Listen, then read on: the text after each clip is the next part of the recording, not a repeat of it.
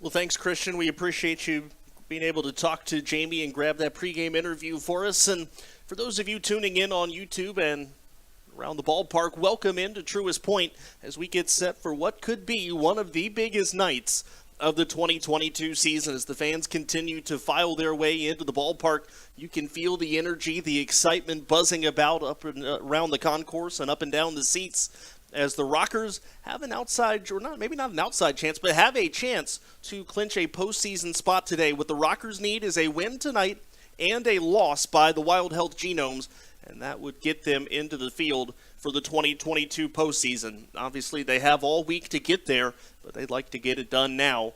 And as you heard Jamie Keefe say just a few moments ago, get in and then be able to set your guys up for the postseason rotation and be able to give guys a day off as needed. Really quickly, let's take a quick look at today's starting lineups. First off, for the visiting Gastonia Honey Hunters, Reese Hampton, the left fielder, is leading off. Jack Reinheimer, the shortstop, batting in the number 2 spot. Joseph Rosa is the number 3 hitter. He's the second baseman, while Zach Jarrett, the right fielder, will bat cleanup. Jake Skoll, the designated hitter, hits 5th. Luis Castro, the first baseman, batting in the number 6 spot. Hurley Rodriguez, the center fielder, hits 7th. Batting 8th is Cole Freeman, the third baseman, while catcher Alex Holderbach bats in the number 9 spot. For the High Point Rockers, leading off playing third base today is Michael Russell. Ben Aklinski, the center fielder, hits 2nd. Batting 3rd is the designated hitter Jerry Downs. The cleanup hitter is left fielder Quincy Lattimore. Xander Wheel is in right field, batting 5th. Batting 6th and catching is Roldani Baldwin. Logan Morrison gets the start at first base today, batting 7th. Michael Martinez, the second baseman, hits in the number 8 spot. Batting in the number 9 spot, playing shortstop, is Giovanni Alfonso. Starting pitching matchup today, Gunnar Kynes making his Atlantic League debut for the 2022 season. As you heard just a few moments ago, did pitch a inning with the Rockers last year, but this is his first appearance of 2022. The Rockers counter with Mickey Janis making his 3rd start of the season. Mickey Janis, a 1.77 earned run average in this shorter Atlantic League campaign for him. Of course, joined the Rockers about 2 months or so ago. Well, we are waiting on the teams to take the field. When that break happens, we'll step aside for the national anthem, so we'll save our player to watch and pitching matchups going a little bit more in depth. We'll save that for the next side of this break. But again, this is a Rockers team, and I talked to Giovanni Alfonso a little bit ago. He said, look, the mentality is we're not there yet. We're really close, and we know we're really close to getting in, but we're not there yet. So don't expect this Rockers team to take a moment off here today. They still know that the job is not done, and even when they get to the postseason, they'll tell you the job's not done there either, but they could take a big step into completing that job here this evening. Umpires are standing around behind home plate. They've already had the managers meeting between Mauro Gazzo and acting manager Albert Gonzalez for the Rockers. Jamie Keefe will be absent for the next couple of days. Michael Martinez will lead the Rockers out onto the field, which means it's about time to get this party started. We'll step aside for the national anthem. When we come back, it's the Rockers, it's the Honey Hunters, and it's next on the Rockers Baseball Network.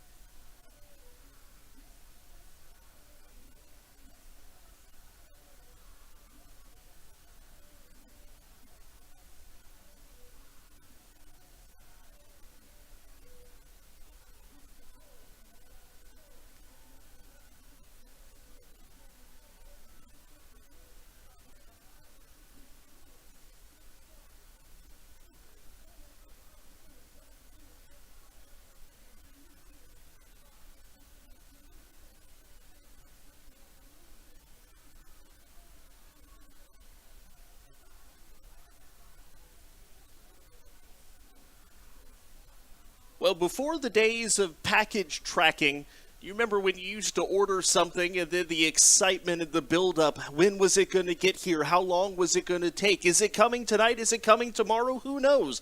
That's kind of the way the feeling is here at the ballpark today. The Rockers on the doorstep of punching their ticket for the 2022 postseason. But the question is, does it happen tonight or does it happen later this week? Good evening, everyone. Kendrick Fruits here with you from Truist Point in High Point, North Carolina, as we get you set for game number 127 of the season. Game one of a three-game midweek series between the High Point Rockers and their rival Gastonia Honey Hunters. Again, the Rockers' magic number to clinch a postseason spot is 2, which means any combination of 2 Rockers wins or Kentucky Wild Health Genome losses will send High Point to the postseason. And the Rockers will send Mickey Janis to the mound today. Mickey Janis 2-1 with a 1.77 earned run average. This will be his 11th appearance, his 3rd start. 35 2/3 innings pitched, 39 strikeouts, 17 walks, 2 home runs allowed this year, and opponents hitting 140 against him. And really the thing for Mickey Janis today is to keep doing what he's doing. I talked to Jamie Keefe earlier today, and the comment that Jamie made that stuck with me, he said, nobody has made the adjustment to hitting the knuckleball yet, so as long as that continues to be the case, look for a good outing today for Mickey Janis. First pitch to Reese Hampton, sails high, ball 1, and we are underway at 6:37. It is a beautiful 76 degrees and sunny here at the ballpark this evening. Janis delivers. There's a swing and a miss. Count goes to 1-1. First pitch time and weather brought to you by Grandover Resorts in Greensboro. Live, work, enjoy. 1 ball, 1 strike to Reese Hampton. A .271 hitter, 9 home runs, 45 batted in. That pitch inside, 2-1. Hampton leads the Atlantic League with 61 stolen bases. The lineup again for Gastonia: Hampton, Reinheimer, Rosa, Jarrett, Skoll, Castro, Rodriguez, Freeman, and Holderbach. Here's the 2-1. That's just low. Baldwin not able to hold on to it, but called a ball anyways, and it's 3-1 now to Hampton. You know, if you get Reese Hampton on, he's going to run. There's no question about that. That's a called strike, and the count goes full. Home plate umpire today, Calvin Baker. Kevin Morgan down the first base side, and Owen Ballard the fourth is the third base umpire. Payoff pitch coming. Janis delivers, and this is tapped right. It's actually going to go foul. Thought it was right in front of the plate for a moment, but it will go foul back towards the Rockers dugout, and the count remains full. The entirety of the infield, except for a sliver that is surrounding the pitcher's mound, is in shade. That mound in sunlight, everything else in shade. 3-2, just misses ball 4. Well, Donnie Baldwin again couldn't hold on to it. And so that is a leadoff walk for Reese Hampton. That'll bring up Jack Reinheimer. Shadows extending down the left and right field walls, down the left and right field foul lines at least, and into the left center corner, or into the left center alley, and a little bit into the right center alley as well. However, Rockers center fielder Ben Aklinski will most likely be the one dealing with the sunshine more than any of the other outfielders today. Here is Jack Reinheimer hitting at .278, 12 home runs this year.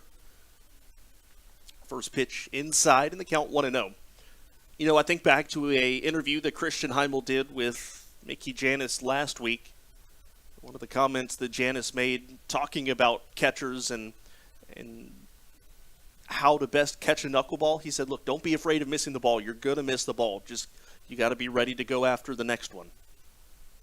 Hampton takes off. That pitch is a called strike. Baldwin drops the ball. It's a stolen base for Hampton, his 62nd stolen base of the year.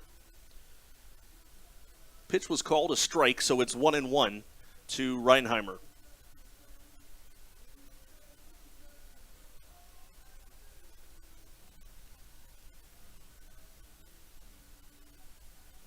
After the conclusion of this at-bat, we'll set the Rockers defensively for you. High Point going with the home white uniforms today.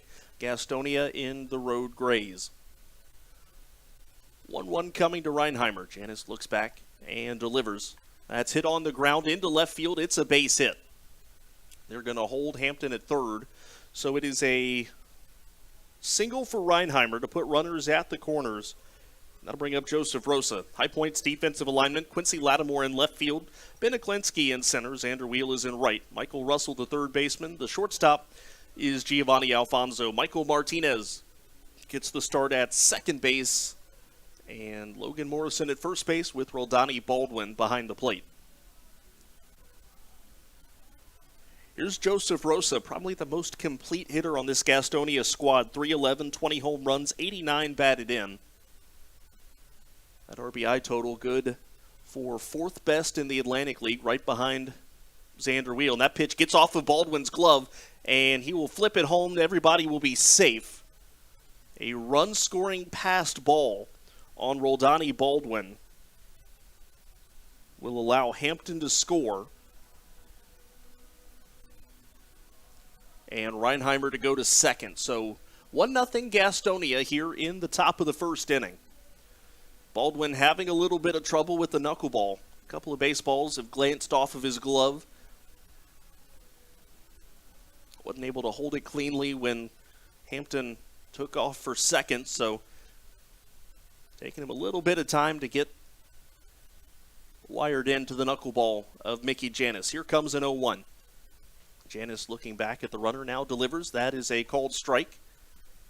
And the count 0-2.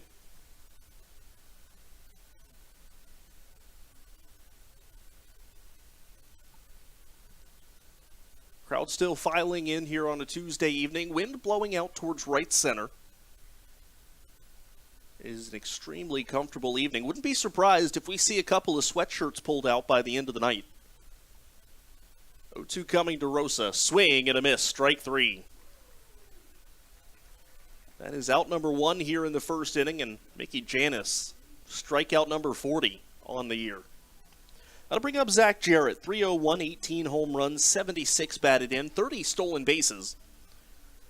Jarrett against the Rockers, a 304 hitter with 8 of his 18 home runs and 21 of his 76 RBIs.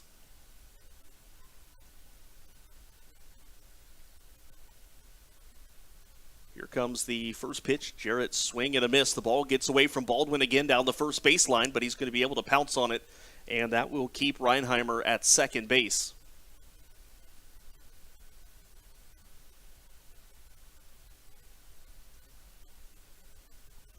Honey Hunters an early 1-0 lead, but still plenty of ball to be played here tonight. Janis works first base side of the rubber. Here comes the pitch. That gets away from Baldwin and goes to the backstop.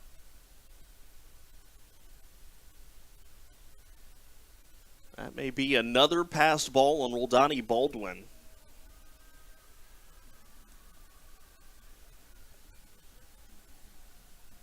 I remember talking to Mike Galino after one of the first times that Galino caught Janis, and he said every pitch an adventure.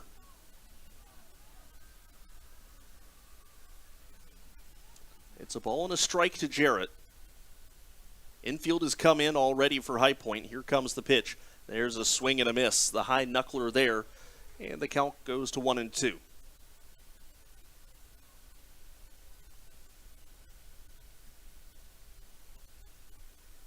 Well, if Janis can get the second out here, the infield can back up to their normal spots. 1-2 on the way. That's hit on the ground towards third. Coming in and scoring is Reinheimer. The throw from Michael Russell goes to first base. That'll retire Zach Jarrett 5-3. But Jarrett will pick up his 77th RBI of the year. And the Honey Hunters lead 2-0. That'll bring up Jake Skoll. 264, 23 home runs, 58 runs batted in, 26 stolen bases here in 2022.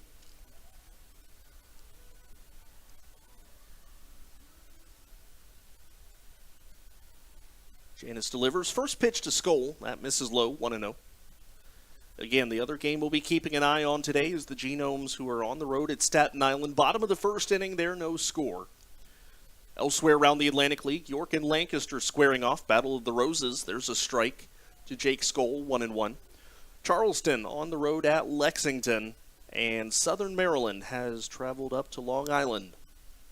Next to last series of the year for everyone. We'll finish the regular season on Sunday. There's a strike to Skoll, and the count 1-2.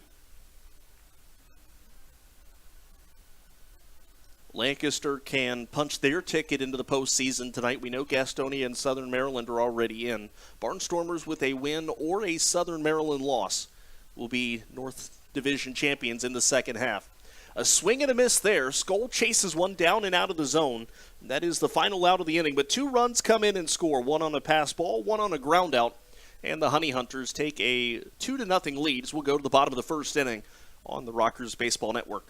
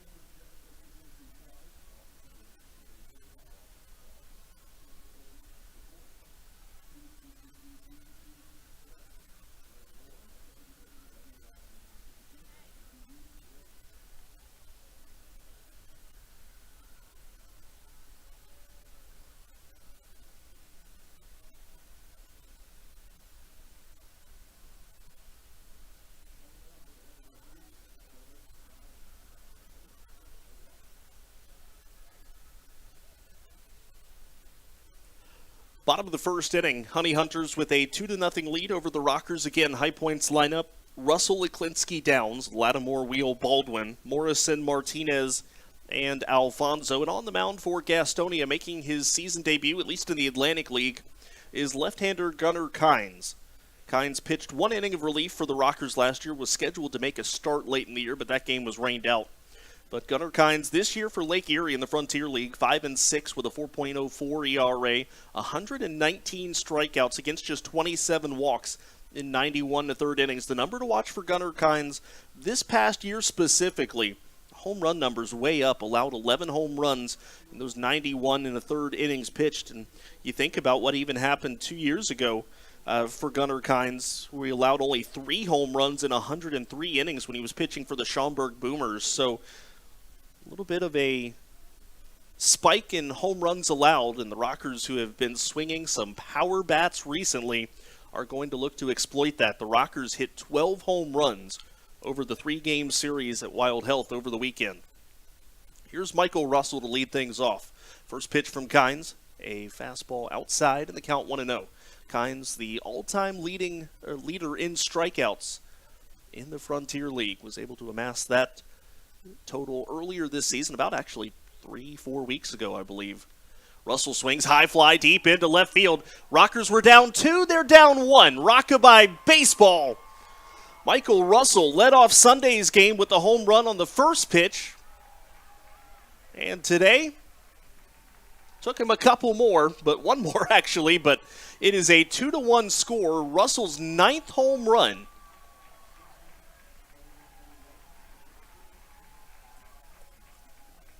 Which will set a new career best for Michael Russell as well. He had tied it on Sunday.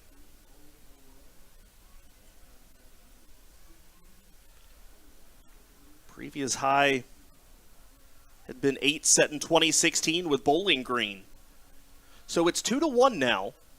And that'll bring up in Liklinski, 272, 19 home runs, 73 batted in. It was also Michael Russell's 50th run batted in. First pitch to Liklinski, misses ball 1. Also marks the first time that Michael Russell has reached 50 RBIs. Here's the pitch. Liklinski, a little half wave. It's a called strike. And the count goes to 1-1.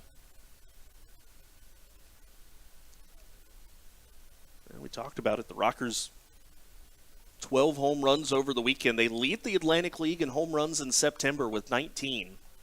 Liklinski swings, fouls that off, and the count goes to 2-2.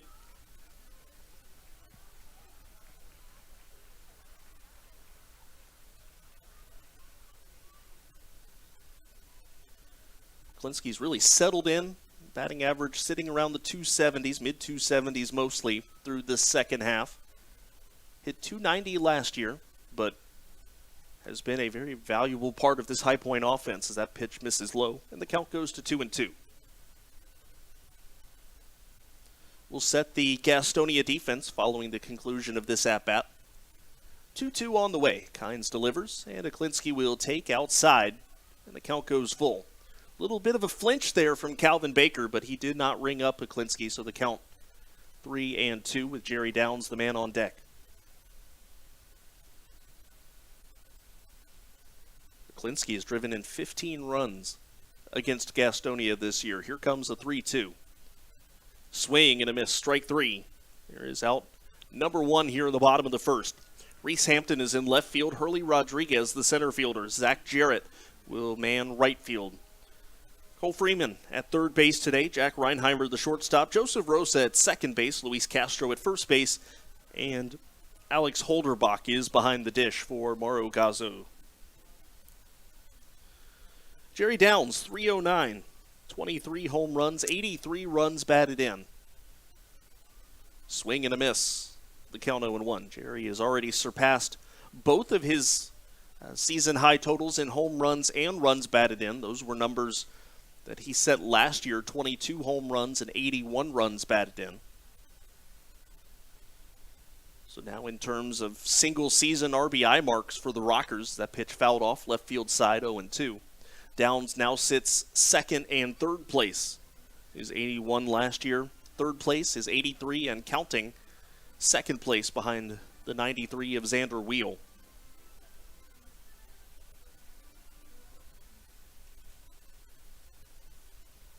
Oh, 2 coming. The lefty Kynes delivers. Fastball just south of the zone. And the count goes to 1-2. Well, you know it's fall baseball. The sun already casting long shadows across the surface of the playing field. The way we described it in the top of the first inning, it's already pretty much completely different. Downs takes high. We count 2-2. Really, other than a little sliver in left center and right center, already everything is in shade.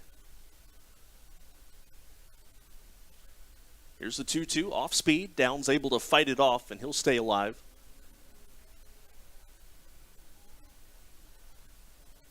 Rocker designated hitter tonight is Jerry Downs. He and Logan Morrison have almost exclusively shared first base duties this year. Xander Wheel a couple of games there. Another 2-2 on the way. Kynes, the lefty, fires a fastball up and away, and the count goes full.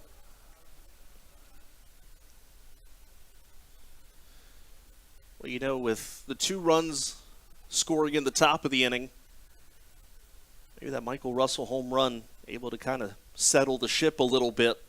Say, hey, there's still a long ways to go as Downs pops this up into shallow center. The shortstop Reinheimer calling for it, now backing up a few more steps. He'll put it away. And that is the second out of the first inning, and that'll bring up Quincy Lattimore. Lattimore hitting at .260, 20 home runs and 74 runs batted in.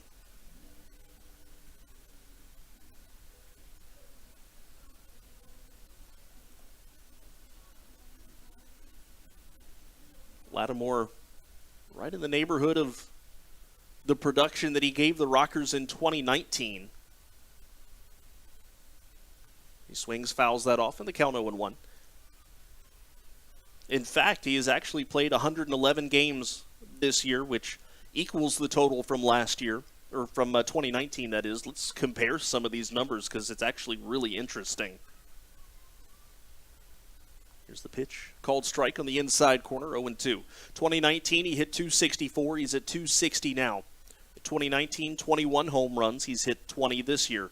2019, he had 72 RBIs. He's got 74 this season.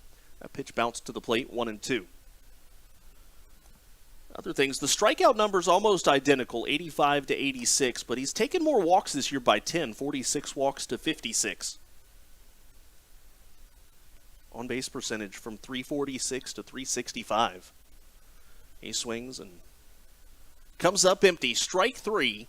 That'll do it for the Rockers in the first inning, but they get one back on the leadoff home run from Michael Russell, and we'll head to the second inning. It is a 2-1 Gastonia lead on the Rockers Baseball Network.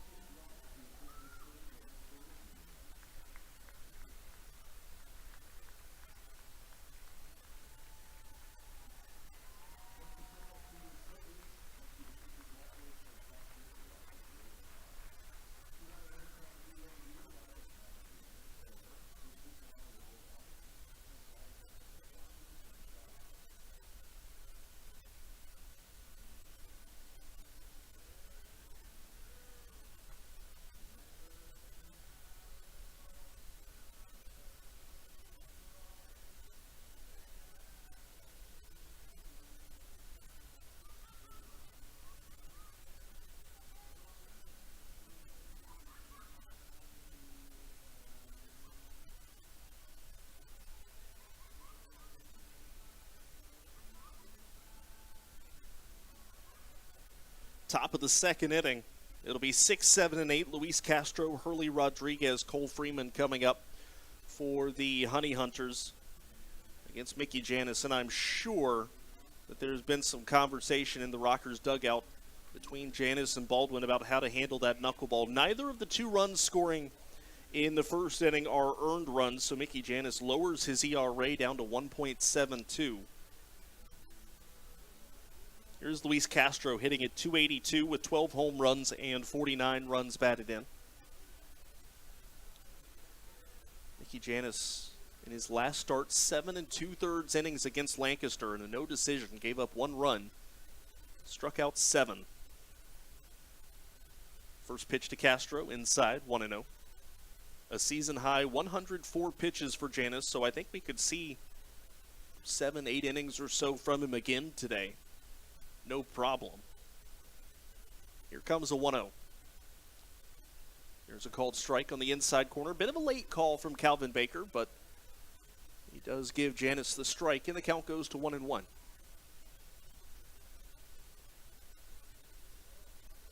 Rocker right-hander rocking the high blue socks, and he gets a swing and a miss from Castro. 1 ball, 2 strikes. Luis Castro, right-hand hitter. 3 of his 12 home runs have come against High Point this year. Here's the 1-2. Janis looking for the strikeout. Instead, a ground ball third base side, and that'll be foul into the Gastonia bullpen. 1 ball, 2 strikes still.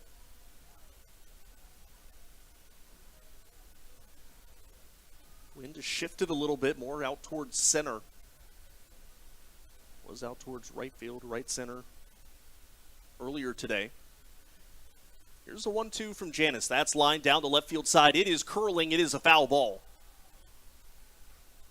Right down the line, and called foul by Owen Ballard IV. I'll be honest with you, Owen Ballard actually blocked my view of where that ball landed, so I can't truthfully tell you whether I thought it was fair or foul because the third base umpire blocked my view. Gastonia's side obviously disagreeing.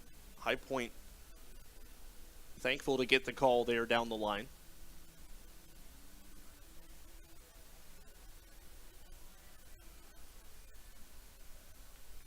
It's one thing about our viewpoint here. I am looking right down the third base line, so the umpire standing there, it got in the way. There's a timeout called at the plate right as Mickey Janis was about to deliver another 1-2 offering to Castro. So we'll reset, re-rack, do it again. 1-2 coming from Janis. The floater, Castro pops it up in the infield. 67-mile-an-hour butterfly is popped up, and Michael Russell makes the catch for out number 1. That's the thing, too, about Mickey Janis. He's kind of got that harder knuckleball, and there's that one.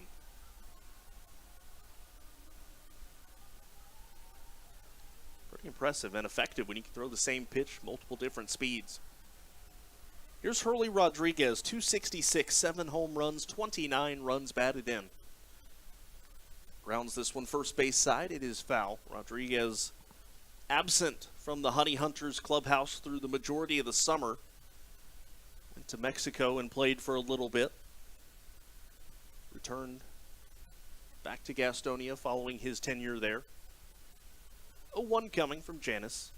Floater hit in the air into right field. Xander Wheel starting to go back. He's back at the wall, leaps, and that ball is gone. Odd-looking home run from Hurley Rodriguez. Looked like he was way out in front of the ball, and Xander Wheel thought he didn't even have to move to catch it, and then the ball was approaching him, just started taking off to the wall. So Gastonia gets one back. They lead 3-1 on Hurley Rodriguez's 8th home run of the year. And that'll bring up Cole Freeman, 304 with a home run and 7 batted in. In fact, his home run came against High Point. First pitch inside, 1-0.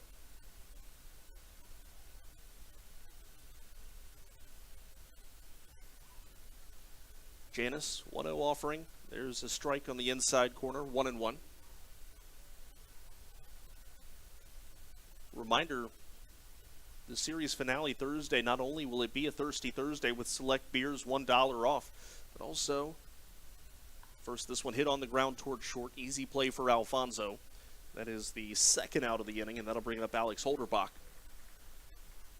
Rockers will also have one last blast presented by Lumos, one last fireworks show following the conclusion of the game on Thursday. So make plans to be at the ballpark Thursday night as the Rockers conclude their home schedule of the 2022 regular season slate.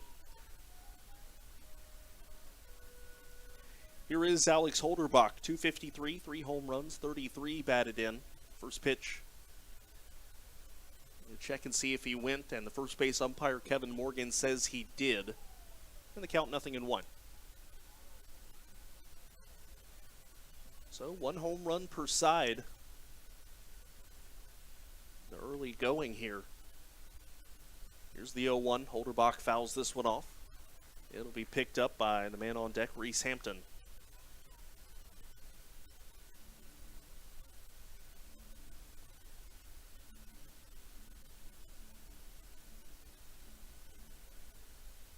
Wide stance from the Gastonia catcher. Here comes an 0-2. Swing and a miss. Chased it down low for the final out of the inning. A solo home run from Hurley Rodriguez, however, extends the Gastonia lead back to 2. It is 3-1 as we go to the bottom of the second on the Rockers Baseball Network.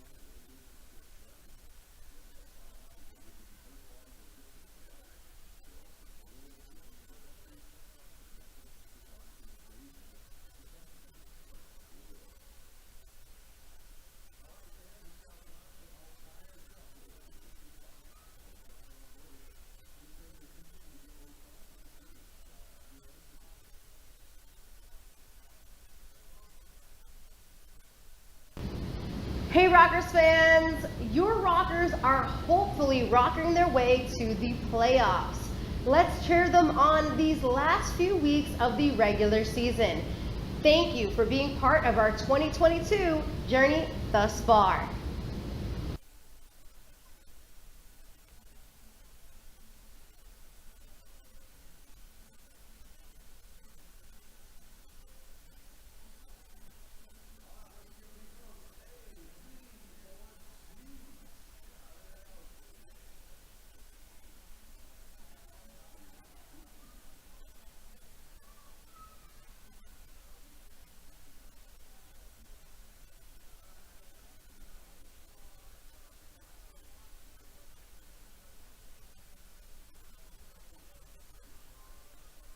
Bottom of the second inning. It is a 3-1 Gastonia lead. High Point will have 5, 6, and 7 coming up. Wheel, Baldwin, and Morrison, the 3 scheduled hitters. And as always, in the bottom of the second, we'll take a look at the Rockers injury list as well as other transactions made today. Injury list currently featuring 3 players. Jay Gonzalez placed on it earlier today, as well as Joe Johnson. Ivan Pinheiro is already on the injured list. Pinheiro threw a simulated game today, couple of innings. Thought he looked really sharp. Jamie Keefe agreed. I asked him about it, and Jamie said, I thought Pinheiro looked really good. Also, you heard it in the pregame show. Jay Gonzalez and his wife welcoming in their daughter to the world yesterday. So, obviously, Jay dealing with more important things than baseball today, but a very, very heartfelt congratulations to Jay and Dana and the new addition to their families. That pitch a called strike to Xander Wheel, and the count 0-1. Xander hitting at 266, 30 home runs. That is a team record. 93 RBIs, also a team record. There's a called strike, and it's 0-2. Another transaction made earlier today. The Rockers brought back a familiar face, Kyle Mott.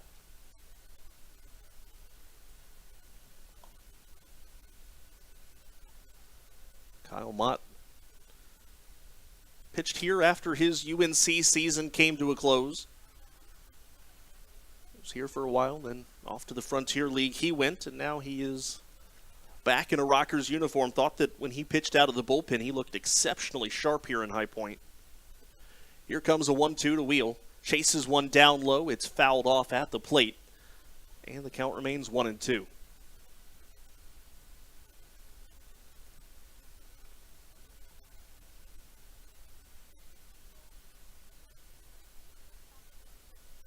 Wheel stands at the back of the right-hand box. Gunnar Kynes fires the 1-2. Wheel chases the high fastball, strike 3. That is the first out of the second inning, and that is the third strikeout for Kynes. Here's Roldani Baldwin, 268, 6 home runs, 18 runs batted in. Baldwin, talked about it before, kind of an all-or-nothing swing at the plate.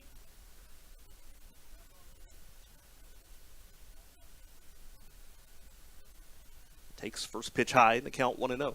Was doing a little bit of math. I know that's a dangerous thought, but I was over the weekend while the Rockers were taking on the Genomes, and Baldwin has 6 home runs in 15 games. And that total, as he swings and misses 1-1, already the second highest home run total by a High Point Rockers catcher in team history, behind the 11 that Stuart Levy hit last season. Here's the 1-1. Baldwin, good look at that pitch down, and the count goes to 2-1.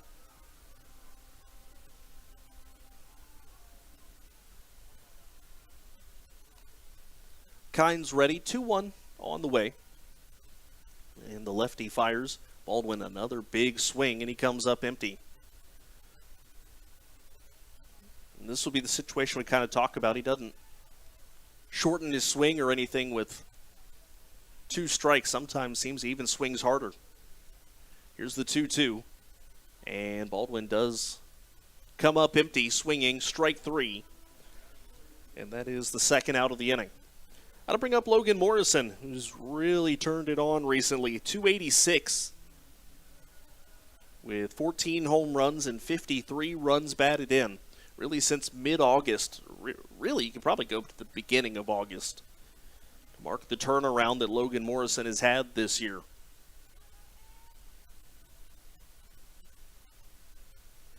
First pitch from Kynes. Morrison will take high, 1-0. Top of the third inning, the Genomes and Ferry Hawks still scoreless.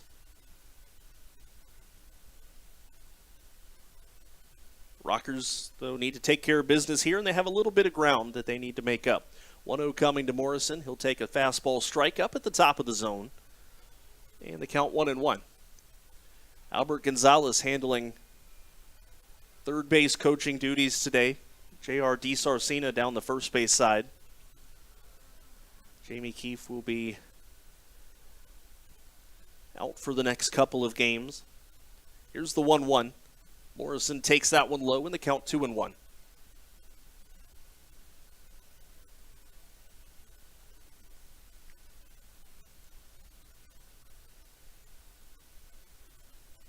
Next pitch for Gunnar Kynes will be his 32nd.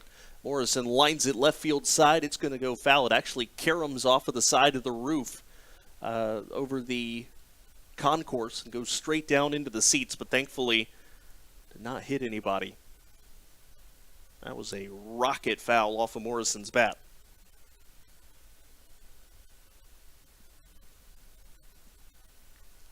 Here comes a 2-2. Morrison pops this one foul. Also gets out of play.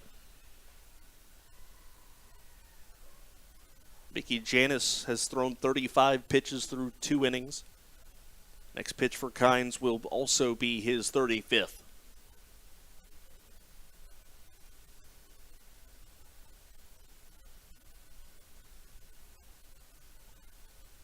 Here's the 2-2. Morrison swings, drives this one deep into right center field. That ball going back, it is way out of here. Rockabye baseball. Logan Morrison pulls the Rockers to within 1 again. It's 3-2 on his 15th home run of the year.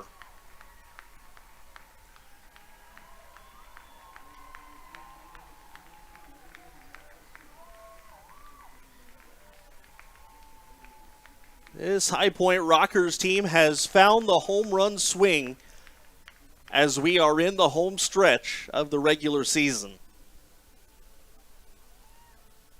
That is now 14 home runs over the last 4 games. Here's Michael Martinez now hitting at .311. What a good weekend he had. Fouls that one off 0-1. 5 home runs, 33 batted in for Martinez. In fact, was 6 for 9 over the weekend. Couple that with the walk-off grand slam he had here at home last week. We'll chase that one high 0-2.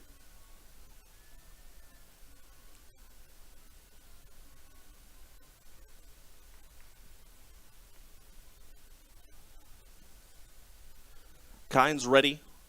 0-2. Pops it up in the infield. Right there is the first baseman, Castro. And he'll put it away for the final out of the second inning. But the Rockers get one back again. A solo home run for Logan Morrison. It is a 3-2 Gastonia lead as we head to the top of the third on the Rockers Baseball Network.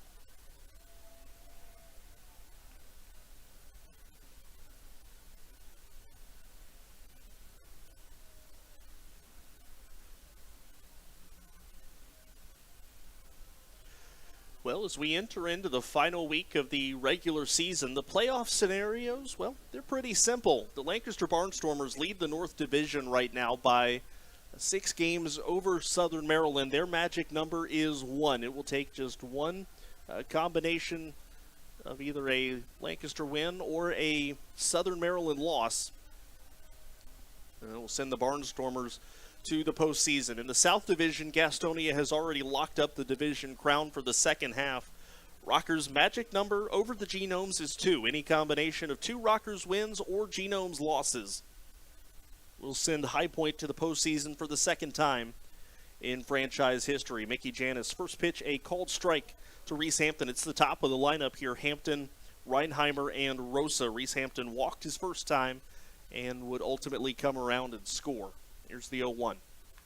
Lined into left field, curling away from Quincy Lattimore. He's not going to be able to get to it, and it's going to one-hop over the wall. Actually, it's going to stay in. Lattimore fires it in quickly, but it is an RBI, or it is a double, rather, for Reese Hampton to start the third inning.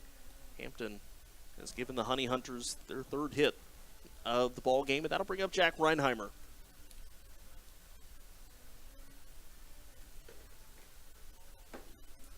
Reinheimer, a base hit his first time around, and he would come in and score as well.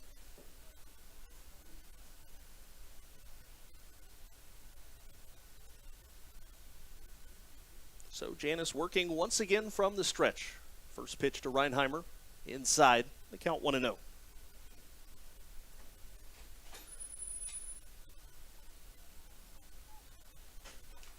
Got a special guest here for you here in the top of the third inning. Rockers manager Jamie Keefe is here, getting him his headset. 1-0 coming here to Reinheimer.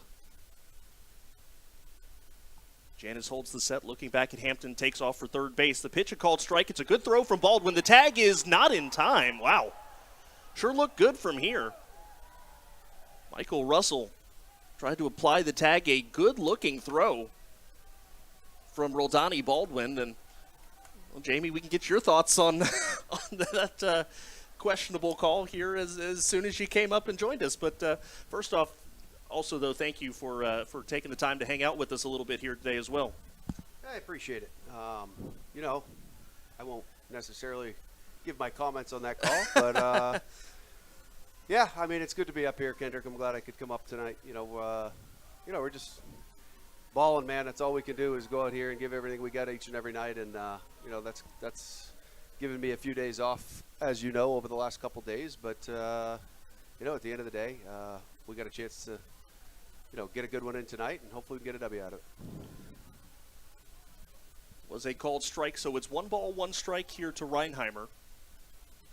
Rockers have brought the infield in again, and Janice delivers the 1-1. That's fouled off. Well, we saw Albert Gonzalez going out there to talk a couple of minutes ago, and I know you said in the pregame interview with Christian, you hate that you're not there in the dugout, but it's still got to be fun to watch Albert grow right in front of your eyes. Oh yeah, for sure. You know, this kid lives it, and he does everything he can to help these guys. You know, this guy caught a couple of the bullpens before the game, and then obviously you saw us going live today. Pinheiro got to throw 2 ups and throw to some hitters. He was able to do that, and then he threw around a BP, and you know, he's a man of many hats, and he just loves it. He does a great job, and excited that he's getting this opportunity. I certainly wish I was there with him. Janice ready with the 1-2. That's line third base side. That's foul. Almost took a chunk out of Reese Hampton. I'd be okay with that. I love Reese. That's not towards you, but man, can that kid fly? He can really run, and he's been more than a pain on us all year. You know, he's done a nice job against us. So, Jamie, obviously not in the manager's seat today, but being up here, does it give you a little bit of a different perspective? You get to see everything on a little bit of a different view? Yeah, for sure. And, you know, I spent the first inning behind, a little bit behind home plate, and watched the first inning on TV, and Mickey's ball is moving everywhere tonight. Roldani was, you know, doing everything he could to tackle the baseball. Sometimes it just dances too much, and right now that's what's going on. 2 balls, 2 strikes coming to Reinheimer. Janice delivers. That's a check swing. Did he go? Fouled it off. Looks like, yeah, just got a piece of it. Count remains 2 balls, 2 strikes to Reinheimer. Well, again, since you're not in the dugout today, have you found it a little more tempting to peek at scores and see what's Staten Island's game looking like here and there? We'll worry about that later. We need to get back. We just got back on the board, and we got to get our lead. See if we can't get things going. That pitch, a swing and a miss for strike 3. It gets away from Baldwin, who flips it home, but safe is going to be Hampton at home, and also safe at first base is Reinheimer. Is there such thing as a knuckleball dancing too much? For sure. That's what's going on right now. I mean, this is as good as Mickey's probably ever thrown the ball in his life, and you know, the numbers don't necessarily show you on the board. There's just nothing you could do about it. I mean, the one swing that Hurley's had last inning, you know, got it up out in front and was able to get it in the air, and the ball's going to travel. It's traveling tonight, but at the end of the day, you know, if he could just control it just a little bit more, maybe he's got a better chance, but it's dancing, man. It's a tough one to catch. Runner on first base is Reinheimer. The batter, Joseph Rosa, struck out his first time up today. Janice will check over to first base. As a knuckleball pitcher, how hard is it to control the running game, especially when you already know Gastonia is going to run off of anybody, but then you factor in the fact that a knuckleball doesn't get to the plate that quick. Yeah, Mick, Mick controls it as good as anybody can as a knuckleballer. The number one thing is he throws a little bit harder than most knuckleballers do. So at the end of the day, what are we talking about here? I picked the worst time to look down at my scorebook. Not really sure what's going on. We get the umpires huddled up in the middle to talk. I almost wonder. Now Albert Gonzalez is going to go out as well. I wouldn't think this would have anything to do with that pickoff move just a moment ago. He might have slipped. Mickey might have slipped on the dirt here. I'm not sure. Albert Gonzalez going out to talk with Kevin Morgan, Owen Ballard IV, and Calvin Baker out there.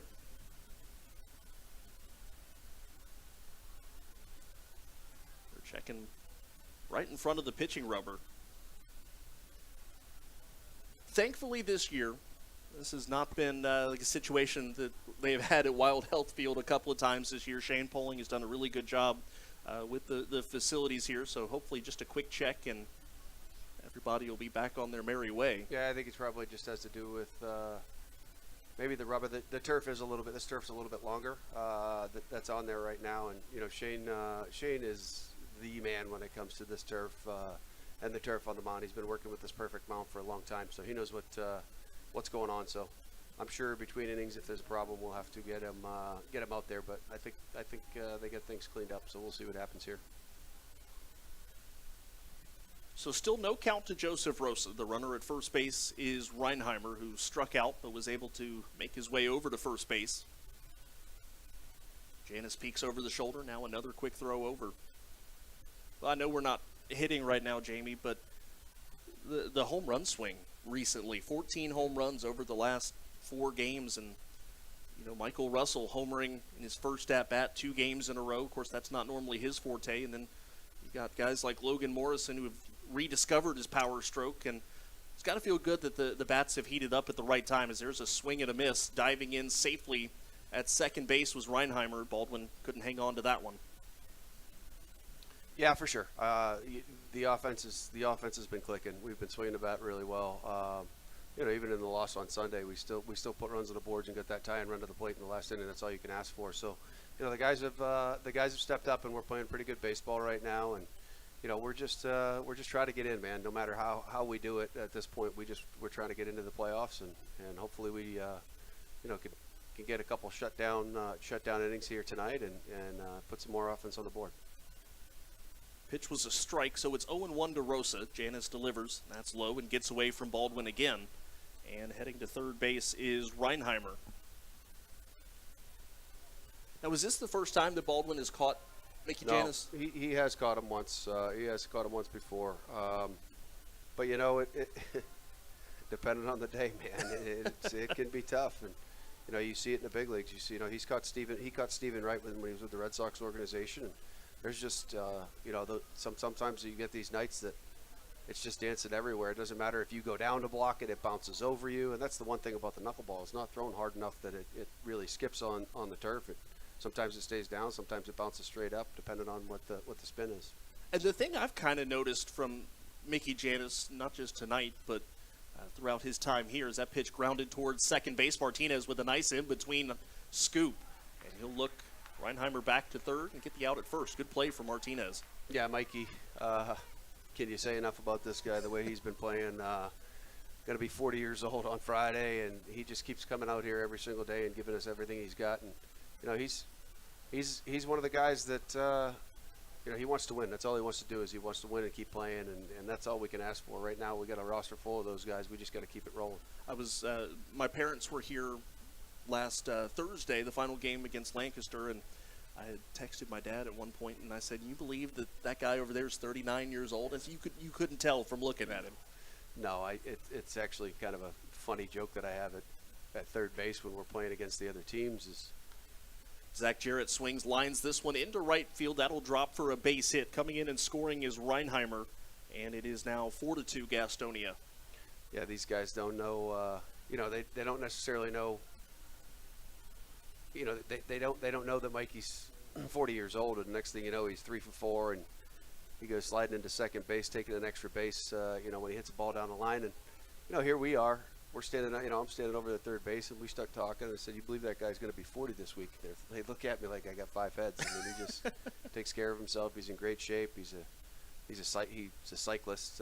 During the winter, he trains on a cycle team, and he's a little jack of all trades, and something really special on the baseball field. Jake Skoll, the batter, struck out his first time up. I spent most of the year calling Jake Skoll the Atlantic League Rob Deere. Lots of home runs and not a lot of RBIs. Yeah, Jake's a heck of a player, though. He plays center field and right field as good as anybody in this league, and very aggressive. Former Georgia Bulldog football player. He's put together, as we can see. He can really go get it in the outfield. He plays a good defense for them, and he's that guy that when he does make contact, it's usually pretty loud. Janis throws over to first base again. Now, Jamie, I know you're from the Northeast area, and I was down on the field earlier today. A lot of guys were talking about football, NFL and college football. Were you much into the football scene, or were you more a hockey guy growing up? I was definitely a hockey guy, and back in those days, let's just say the New England Patriots weren't necessarily a very good football team. Is that pre-Steve Grogan? That was Steve Grogan. That was Steve Grogan and Tony Eason were my quarterbacks growing up. My boys still watch Tampa every chance they can, because their only quarterback they've ever had their whole life has been Tom Brady. So they've been spoiled. But it's football season, and these guys love it. This is my when a baseball season ends, I got to take a break, and they kind of they bust my butt a lot about not playing fantasy football with them, but that's what I do for a living. I put this team together, and I do it all summer. So after 150, 160 days of that, it's a little bit time for a break, and just put me in the woods in a tree stand, and I'm just happy as a clam. So Jake Skoll struck out. That'll bring up Luis Castro. Castro popped up to third base his first time up. We're in the top of the third inning. It is 5-2 Gastonia. Mickey Janis delivers first pitch to Castro, holds the set first, and now delivers first pitch. That's popped up foul, first base side, and the count 0-1. That's it right there, though. And the way Mickey holds runners, one time he'll hold for a second and go. Next time he holds for 4 seconds and go. As long as you can keep these guys off balance, they want to move, they want to go, especially on the knuckleball. Or we know that this team runs anyway, but that's kind of the way that Mickey needs to do it. It's just change up those looks and make sure you can snap one over there and throw a strike to first base, which he can do pretty well. 0-1 coming to Castro. That pitch swung on, popped up into right field. Xander Wheel is there.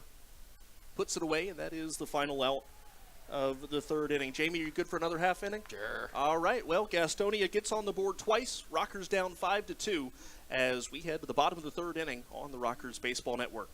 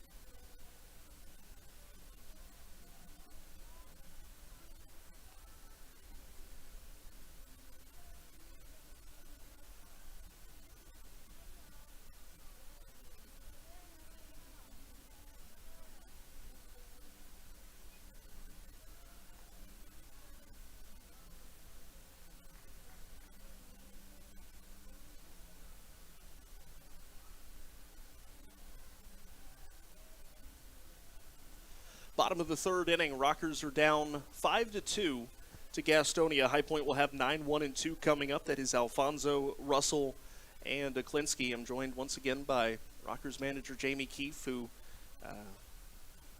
I'm in timeout. Yeah, I was about to say. Yeah, well, listen, at the end of the day, it is what it is. You got to fight for your guys. I did that, and the league made me sit down for a few days. But at the end of the day, here we are, and these guys know what they're doing. They know what they're out there for, and let's go win a ball game for us and for the city of High Point, and just got to keep grinding. Well, and I'm sure people are tired of listening to just me talk for 9 innings for 120 some odd games. So good to have another voice up here. All right. Well, I'm glad that we were able to make this work tonight, and hopefully we can see some more runs scored while I'm up here on this side. First at bat for Alfonso today. He'll take a fastball called strike, and the count 0-1. Alfonso hitting at 288 this year, but 297 against Gastonia. He was one of our other pregame interviews earlier today as he takes upstairs, talking about him finding his way back onto the Sports Center top 10 list. He was telling me about the first time when he homered off of Hector Neris in preseason or spring training back when he was in college, and then he told me that he had surpassed you in career home runs, and talked a little bit about that too.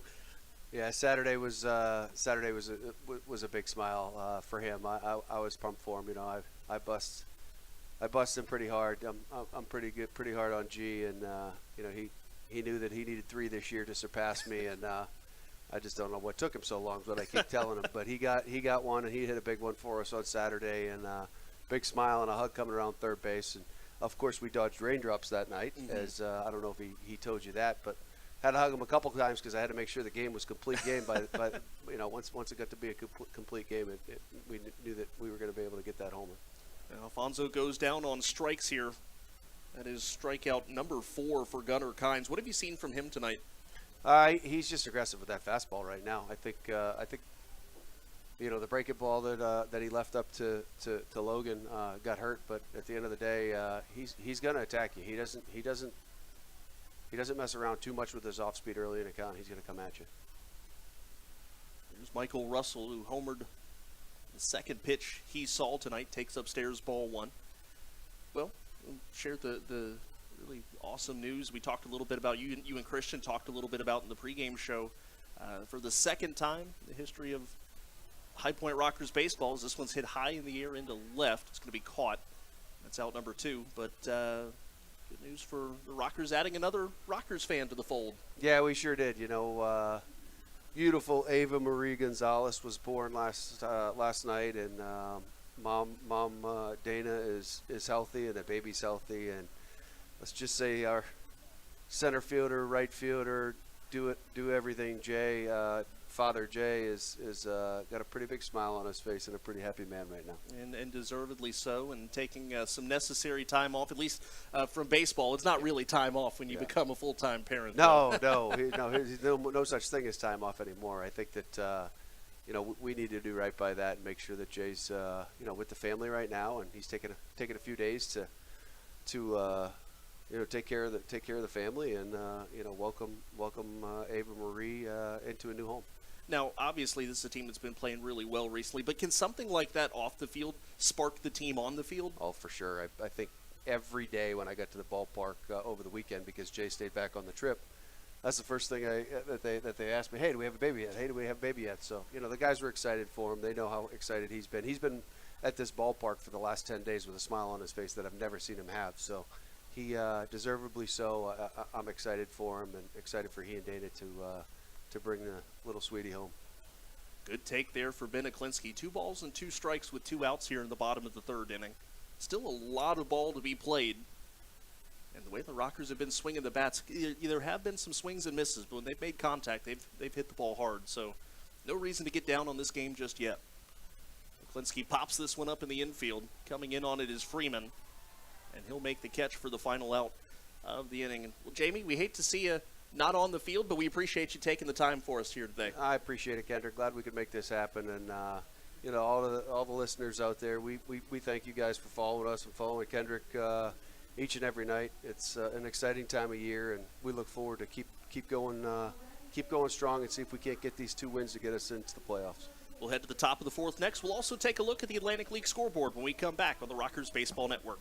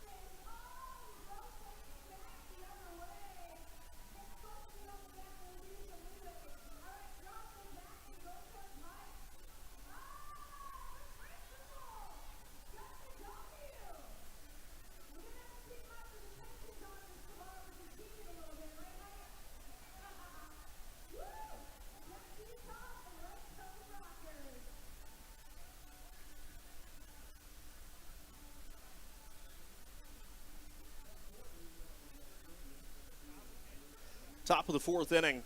Rockers trail 5-2 against Gastonia. Honey Hunters have 7, 8, 9 coming up here. That is Hurley Rodriguez, Cole Freeman, Alex Holderbach, and big thanks again to Jamie Keefe, who unfortunately, as he said, was put in timeout by the league, but was gracious enough to take a couple of moments with us here today, and we always appreciate his time both in pregame and now during the game. Mickey Janis facing Rodriguez, Freeman, Holderbach. Hurley Rodriguez, a solo home run, his first time up. We are in the top of the fourth inning. Honey Hunters lead by 3. First pitch to Rodriguez, a swing and a miss. Let's take a look around the Atlantic League scoreboard. Genomes and Fairy Hawks, no score in the bottom of the fifth inning. Check that, bottom of the fourth inning. Lancaster leading York 5-2 in the bottom of the third. Remember, a Lancaster win or a Southern Maryland loss, either or, will send the Barnstormers to the postseason. 0-1 coming to Hurley Rodriguez, grounds it to second base. Michael Martinez dives, makes the play, gets up, throws to first base. It's off target, but Logan Morrison keeps a toe on the bag. What a play for Michael Martinez, and then an equally impressive play for Logan Morrison to be able to catch the off-target throw and still keep a toe on the corner of the base for out number 1. That'll bring up Cole Freeman. Lexington on top of Charleston, 6-1. They're just through 2 innings of play, so an early offensive outpouring by the Lexington Legends. Let's see if Courtney Hawkins has done anything. Remember, he is coming up on the record for home runs in the Atlantic League. Yes, he does have one today. He's 45th. Now 3 shy of Ozzie Canseco's home run record. Janis delivers. This is popped up. Right field side. Long run Logan Morrison. Not going to be able to get to it. Top of the fourth inning. Long Island on top of Southern Maryland 7-1. The Ducks out of postseason contention, but they can play spoiler. Well, such as it is here for Southern Maryland. The Blue Crabs are already in the postseason, courtesy of their first half title. That's a look around the Atlantic League. We'll continue to keep an eye on the Wild Health Staten Island game as that pitch check swing foul, and the count remains 0-2. Gastonia 2 runs in the first, 1 in the second, 2 in the third.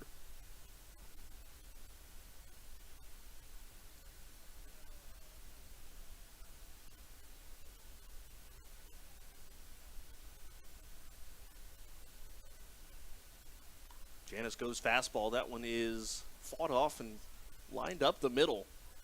Janis went inside with the fastball. Freeman didn't get it off of much more than the handle of the bat, but enough to muscle it into center field for a 1-out single. It is 5 runs on 4 hits, no errors for Gastonia. 2 runs, 2 hits, no errors for High Point. Of the 5 runs Janis has allowed, 3 of them have been earned. And that'll bring up Alex Holderbach, who struck out his first time up.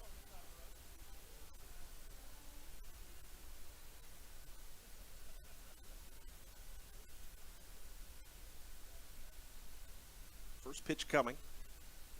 Janice delivers. There's a ball, must have been away. It looked like it had the right height.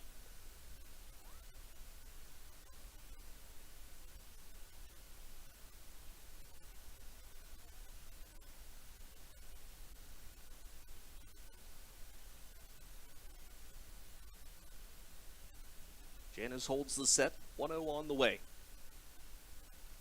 That's grounded foul, third base side, and the count goes to 1-1.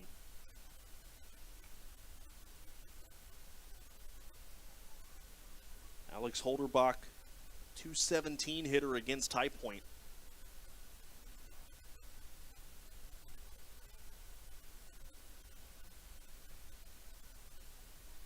Interesting number on Mickey Janice. We talked about it a couple of times earlier this year. No stranger to the Atlantic League. He's been here, done that. That pitch low, and the count 2-1.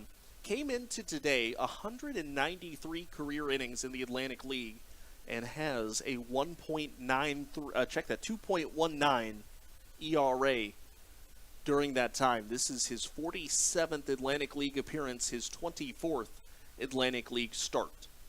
Here's the 2-1. Fastball inside, and the count 3-1. Rest of this series, the Rockers are going to go with Liam O'Sullivan tomorrow. Gastonia will counter with Alex Sanabia. And then the series finale and the home schedule finale, at least for the regular season, the Rockers are going to go with Mitch Atkins on Thursday and Gastonia starter TBD. Here's the 3-1 to Holderbach. Grounds it foul, and the count goes full. Looks like Freeman might have been going with that pitch.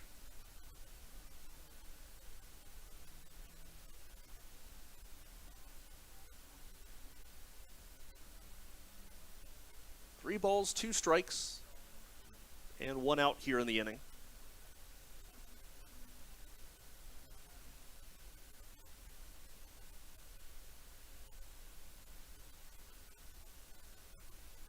Janice ready. Payoff pitch. Nope, first to throw over to first. Freeman back in standing. I think the big thing here for Mickey is to be able to put up a 0 this inning.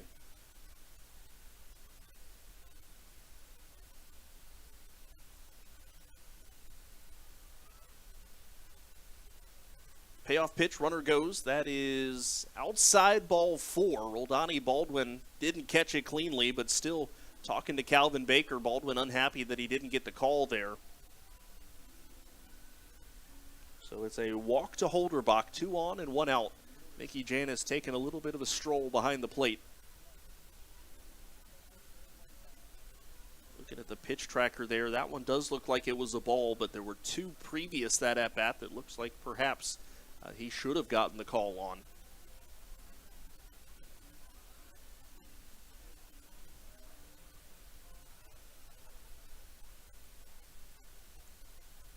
So here's Reese Hampton. He's walked and doubled. Janice ready with the first pitch. Middle infield looking for the double play ball. Here comes the first offering to Hampton. What a dancer. Swing and a miss. And the count 0-1.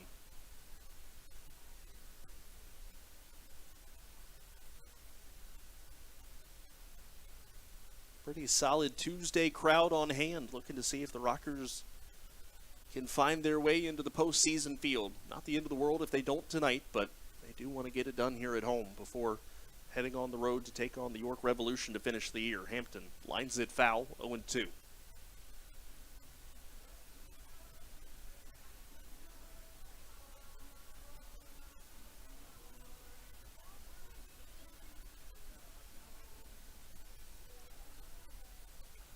High Point 8-2 in their last 10 games.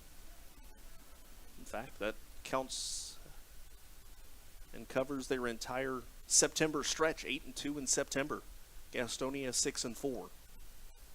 0-2 coming to Hampton. Grounds at first base side. It is foul. Count remains 0-2.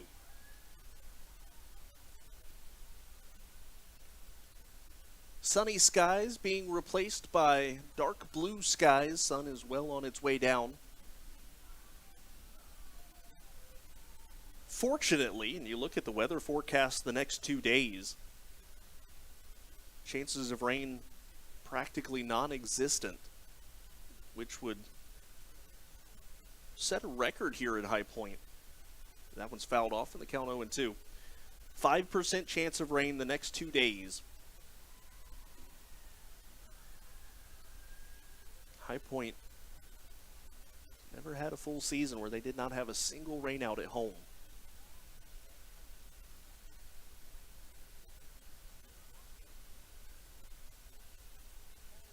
A good battle here for Reese Hampton. He has fouled off multiple 0-2 pitches.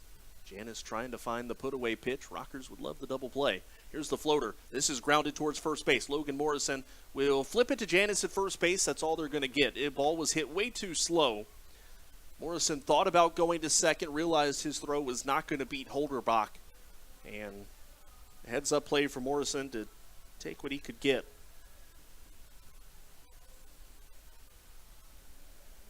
Cole Freeman goes to third base. Holderbach goes to second. So runners at second and third with 2 outs. And the batter is Jack Reinheimer. Reinheimer singled and scored his first time. Struck out his next time, but did reach base and would ultimately come around and score again.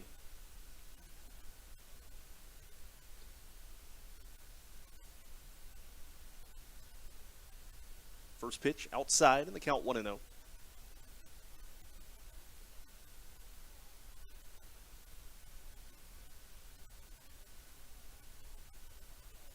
Joseph Rosa in the on-deck circle.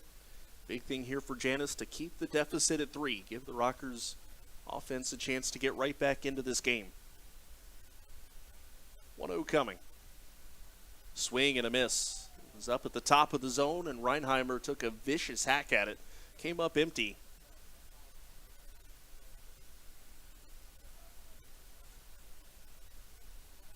The bottom of the 4th inning. High Point will have 3, 4, 5 coming up. That's Downs, Lattimore, and Wheel. Janice comes set. 1-1 on the way. Reinheimer taps it weakly towards third. Russell's going to have to charge in. Now he's going to let it roll foul. A good play for Michael Russell. He knew that he wasn't going to have a chance anywhere. And Russell let it roll foul in the count 1-2.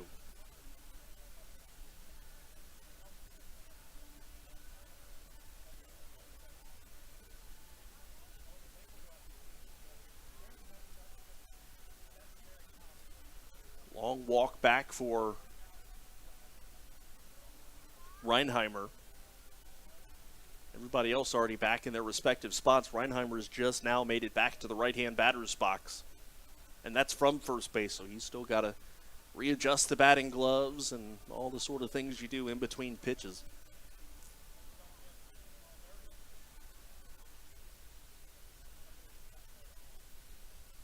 Mickey Janice goes to the rosin bag here.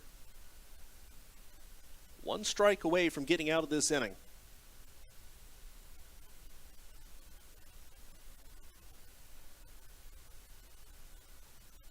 Here comes the 1-2. Holds the set, now delivers.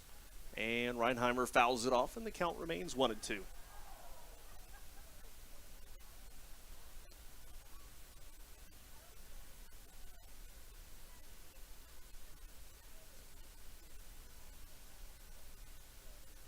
Janice, next pitch will be number 76. May not be a super long start for him after all. Here's the 1-2. That's lined into right field, a base hit. 1 run comes in and scores. They're waving around Holderbach. He will score. It's a 2-run single. It is 7-2 now.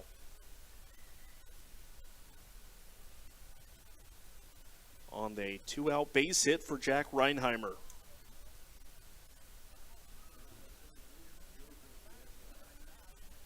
Well, things not exactly going High Point's way here tonight. That'll bring up Joseph Rosa. He's 0 for 2. Frank Viola is going to go out and talk to Mickey Janice. And so while that is happening, why don't we go ahead and take a look at what's coming up over the next couple of days for the High Point Rockers. Tomorrow, At the ballpark, it's Fan Appreciation Night. There'll be a drawing for a chance to win tickets to the Bank of America Roval 400 at Charlotte Motor Speedway on Sunday, October 9th at 2 p.m. Also drawing for a Troutman Chair Kennedy Rocker from High Point Furniture Sales. Also, there will be specials on select food and drink items at the ballpark. Grab your tickets at highpointrockers.com. And then, of course, on Thursday, One Last Blast Fireworks presented by Lumos. And it's also the final Thirsty Thursday at the ballpark. There will also be pregame light-up cheer stick giveaway, postgame notebook and pencil giveaway. And also, it's a back-to-school drive at the ballpark. You donate one school supply item, you'll receive a game ticket for Thursday's game. Otherwise, again, grab your tickets at highpointrockers.com. Runner at first base is Reinheimer. First pitch to Joseph Rosa, up high, and the count 1-0. Again, if the Rockers don't punch their ticket tonight, not the end of the world. They still have the rest of this week to do so, and they would still be in the driver's seat. Obviously, again, you don't want to have that hanging over your head, and you want to get it done sooner rather than later, but you at least have the opportunity to try to do it at home this week would be huge. That one high to Rosa, and the count 2-0.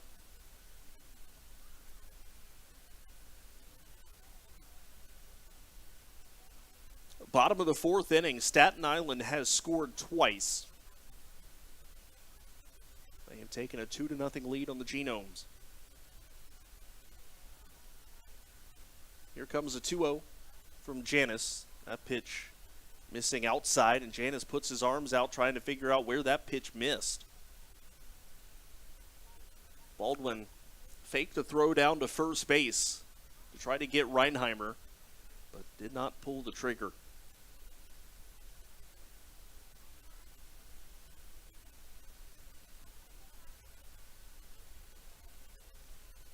Janis comes set, 3-0 on the way. The righty delivers. There's a strike. In the count 3-1. 7 runs on 6 hits for Gastonia. High Point 2 runs on 2 hits. I think the knuckleball's been a little tough on Calvin Baker tonight.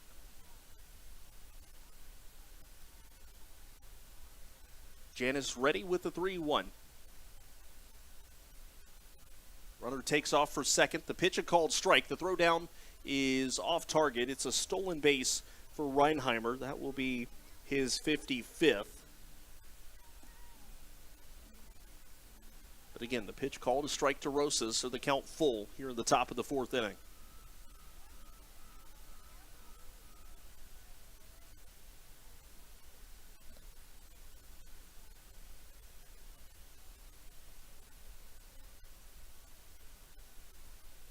Janis ready with the 3-2, trying to get out of this fourth inning.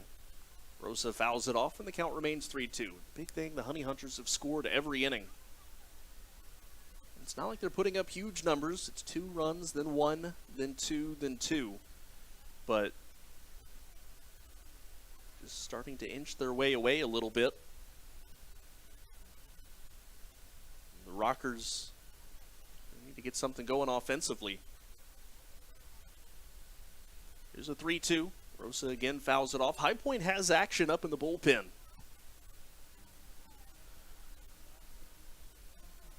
Or at least Logan Moore is standing there ready to begin receiving from a pitcher that's warming up. I see a couple of people stretching down there, but nobody is actively throwing.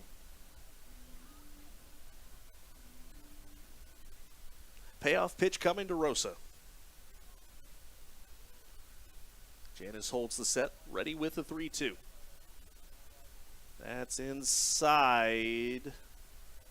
Another close call on a borderline pitch that doesn't go Janis's way. Ball 4, and that will bring up Zach Jarrett. Runner at first and second now.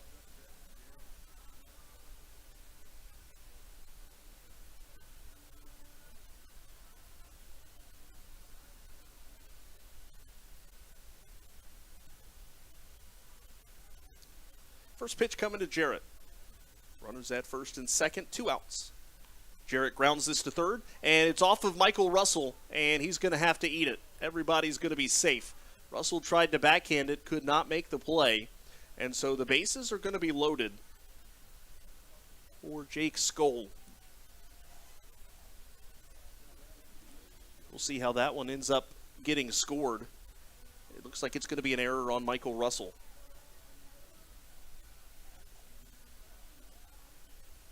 So an E5 extends the inning. Jake Skoll 0 for 2 with a couple of strikeouts today.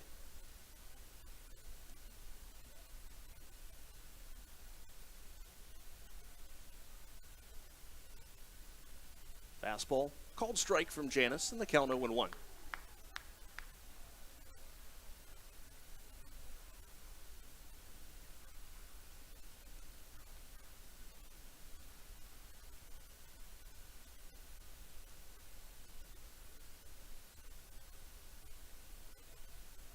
That pitch down and away. They're going to check and see if Skoll went. He did not. And the count goes to 1-1. Runner at third base is Reinheimer. Second base is Rosa. First base is Jarrett. Next pitch for Janis will be number 89. That's hit on the ground right at Martinez at second base. That should get the Rockers out of the inning. It does. And we head to the bottom of the fourth. But the Honey Hunters add 2 more. They extend their lead 7-2 on the Rockers Baseball Network.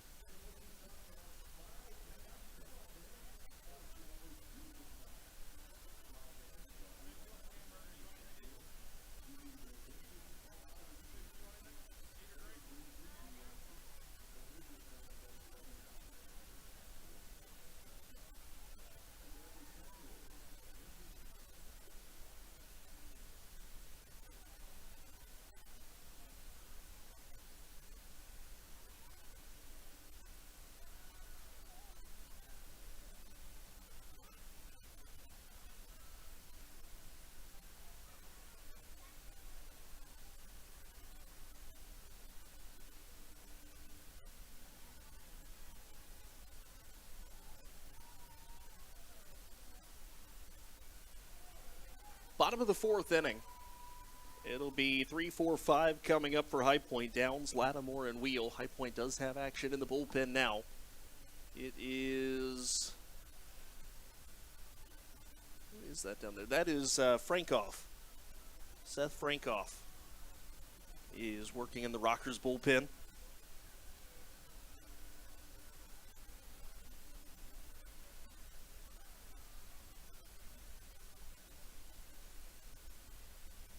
Jerry Downs popped up to short his first time up.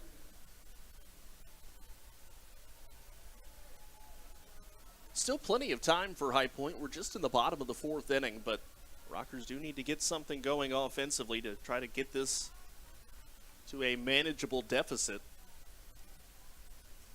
Of course, you know, trailing in the ninth inning, you'll see some form of Bordner in the eighth maybe, and then Balaguer.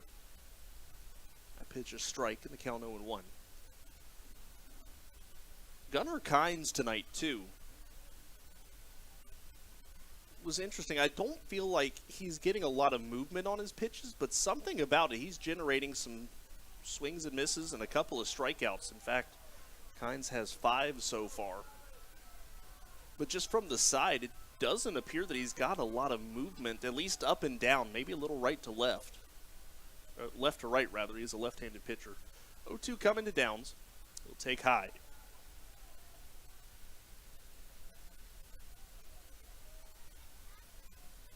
Honey Hunters up by 5. Here comes a 1-2. And Kynes fires off speed. Downs golfs it into left center field. This one is going to be flagged down, though, by Hampton. Just a little too much air under it from Jerry. That is the first out of the fourth inning, and that'll bring up Quincy Lattimore.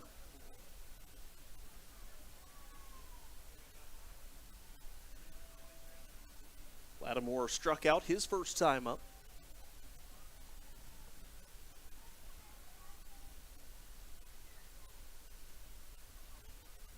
Kynes up at 54 pitches here in the bottom of the fourth inning. Performing well, the left-hander is for Gastonia. First pitch to Lattimore, he'll take that fastball outside, and the count goes to 1-0.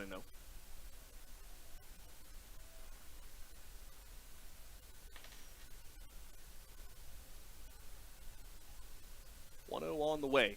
Lattimore, a check swing foul. It'll go into the netting just above the Rockers' dugout. And the count moves to 1-1 Gastonia playing pretty much straight away. A little slight shift in the middle infield. Lattimore, a big swing and a miss, and the count 1-2. Second baseman Rosa playing more straight up the middle.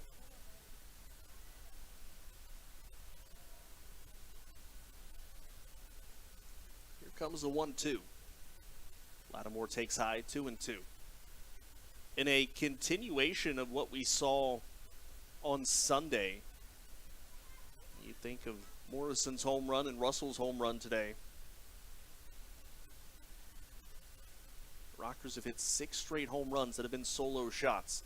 Lattimore swing and a miss, strike 3. That'll bring up Xander Wheel. He struck out his first time up.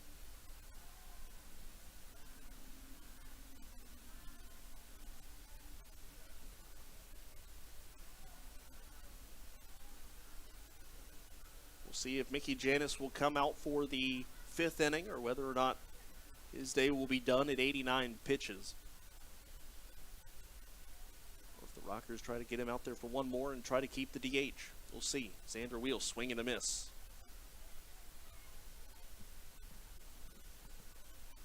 Gunnar Kynes starting to settle in. The only 2 hits he's allowed have been solo homers.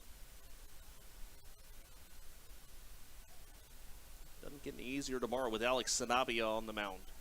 Here's the 0-1. Wheel, swing and a miss. 0-2.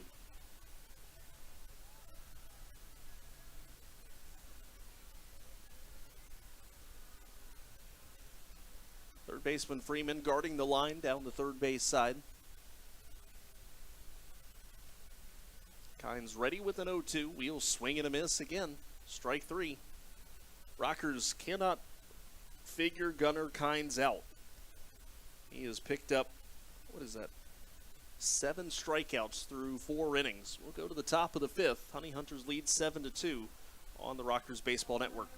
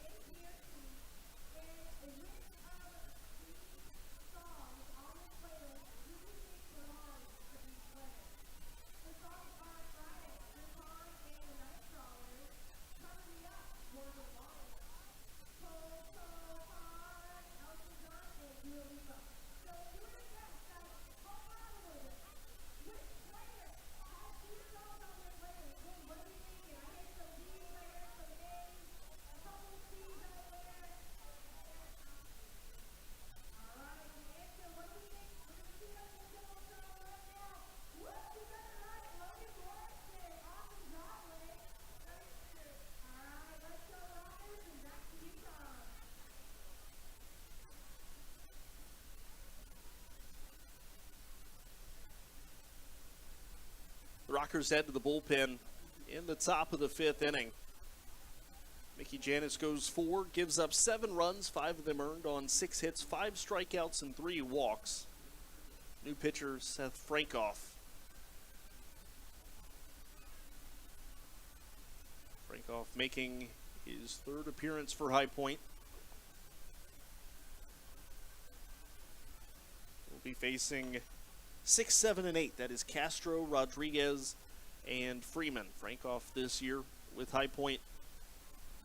2 appearances, 3 2/3 innings, 4 walks, 3 strikeouts. Opponents hitting 154 against him. Control was a little bit of his issue his last time out. We'll see if that's been corrected since he last pitched. I guess it was Thursday, I want to say. Yes, it was Thursday, inning in 2/3. And really, you look back at the way that outing unfolded for him, the first inning wasn't that bad. It was the second inning where he ran into a little bit of trouble.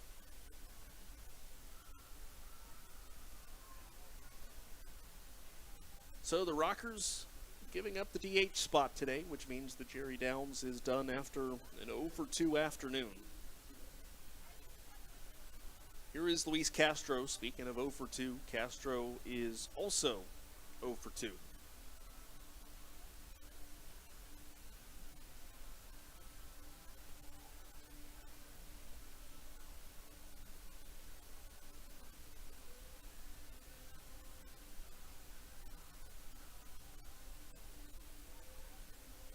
Frankoff, a guy that can give the Rockers a couple of innings. First pitch on the way, and the right-hander fires. That's grounded foul. The count 0-1. Well, just because the players may not be scoreboard watching doesn't mean we are doing the same. Bottom of the 5th inning, Staten Island leads the Genomes 2-0.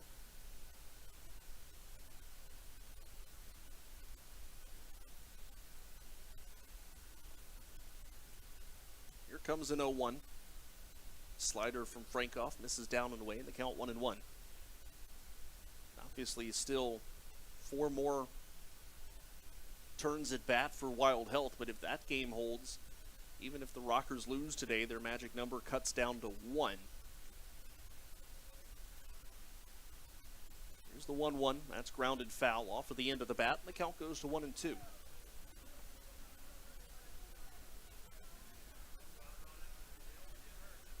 I think the big thing from Janice's start today, we talked about it a little bit when Jamie Keefe was up here. Sometimes that pitch just, the knuckleball just dancing around a little too much at times. It was a little tough on Roldani Baldwin. More than one occasion had a hard time handling it. Put Janice in a couple of rough spots. That pitch fouled off and the count remains 1-2.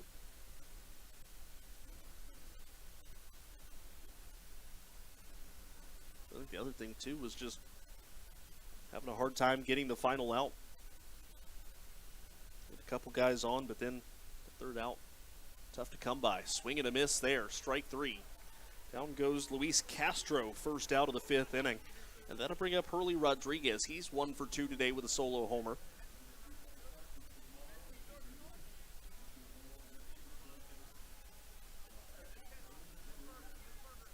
Rodriguez for Gastonia hitting at .268. 8 home runs now, 28 runs batted in.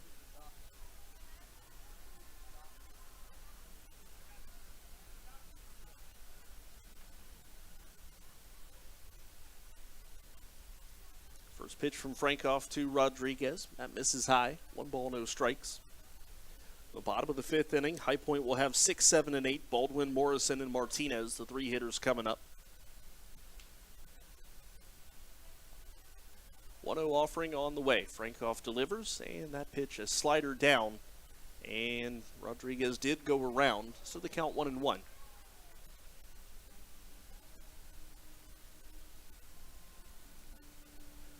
We talked about it being 76 degrees at first pitch. Starting to see a few more jackets being pulled out. It is now 70 degrees as Rodriguez down on a knee chasing that pitch. They count 1-2.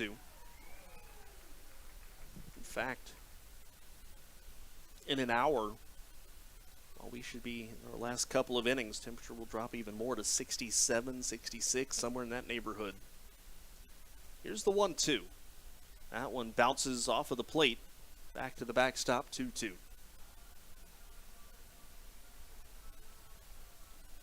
Lights on. It is full-on nighttime here at the ballpark.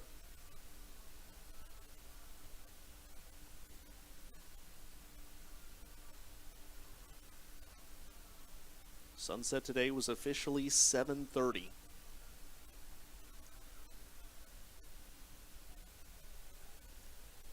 Some ways kind of feels a little later than it is. 2-2 coming. That one, an off-speed pitch that is buried in the turf in front of the plate. Rodriguez held off, and the count even at 2.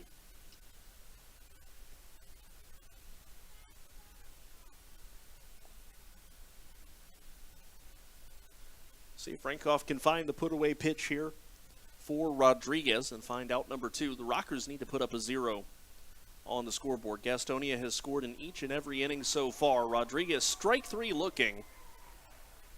Back-to-back strikeouts for Frankoff. That'll bring up Cole Freeman, 1 for 2 with a base hit.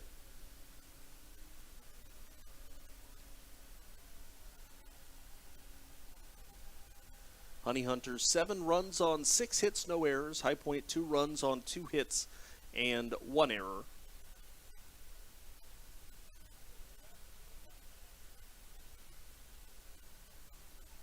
First pitch on the way to Freeman. Swing and a miss. It's like a hard slider from Frankoff or something that's kind of darting down and away. That pitch a little further outside, and Freeman able to hold off on it, and the count goes to 1-1.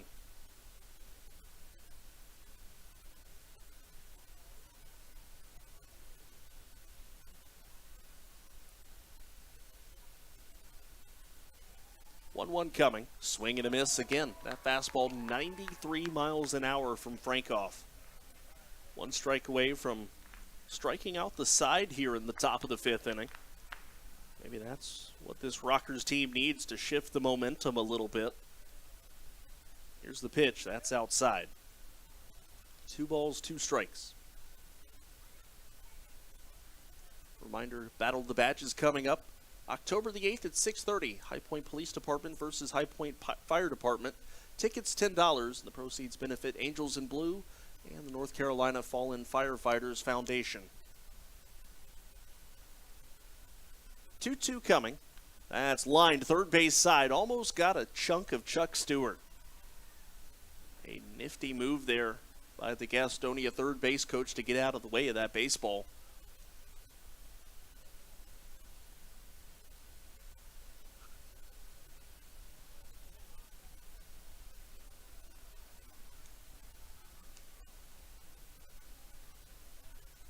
Here comes the 2-2. Frankoff delivers. That's crushed. It's foul. But went a long way.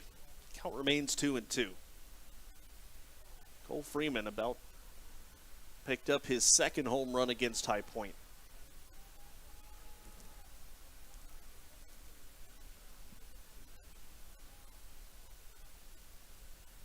Another 2-2 on the way. That's hit on the ground to third. Russell scoops it up.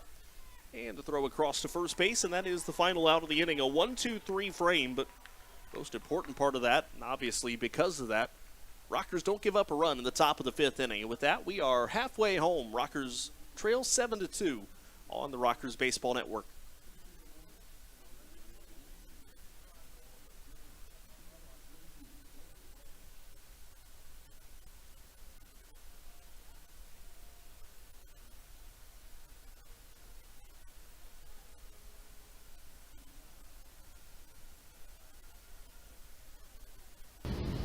Hey Rockers fans, your Rockers are hopefully rocking their way to the playoffs. Let's cheer them on these last few weeks of the regular season. Thank you for being part of our 2022 journey thus far.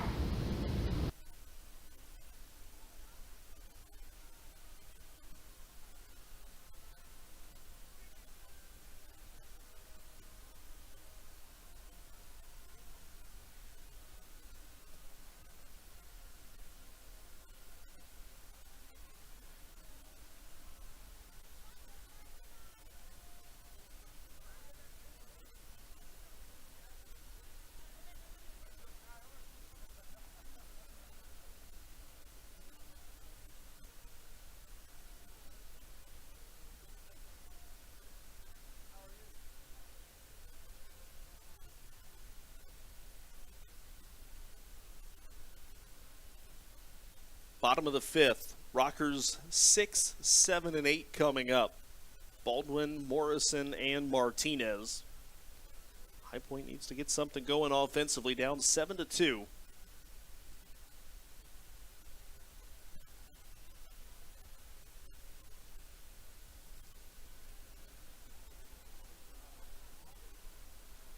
Gunnar Kynes back out.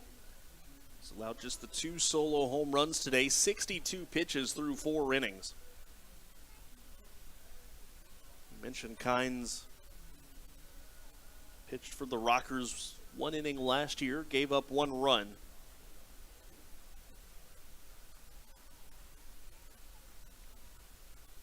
'15 draft pick of the Miami Marlins out of the University of Mount Olive. Here is Roldani Baldwin. He struck out his first time. First pitch called strike from Calvin Baker, 0-1.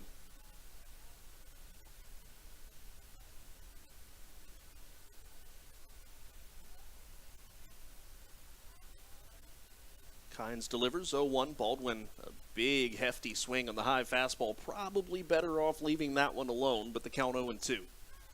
Thought for a moment the Rockers were getting somebody up in the bullpen again.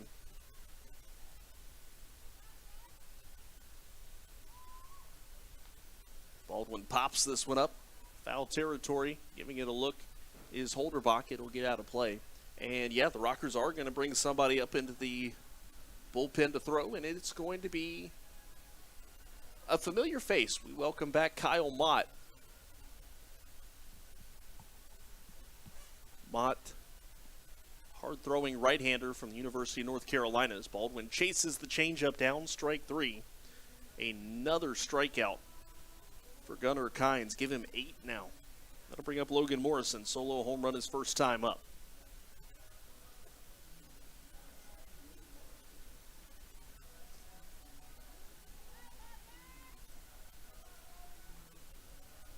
So Frankoff looks to be done after a 1-2-3 fifth inning. Here comes the first pitch to Morrison. He'll take the high fastball, and the count goes to 1-0. Well, in 2019, the Rockers clinched a postseason spot on the road. Never been able to do it here at home. Morrison swings, fouls this off.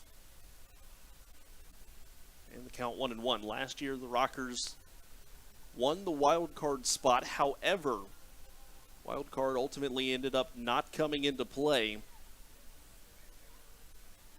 and High Point was eliminated from playoff contention the final day of the regular season. So, looking to get back to the postseason. Morrison grounds this to first base. Castro's going to take it himself and beat Morrison by a step to the bag. That is out number 2. Not looking like it'll happen tonight. Still plenty of ball to be played. Rockers will still have at least 4 more cracks at it offensively, but just haven't seen it yet today.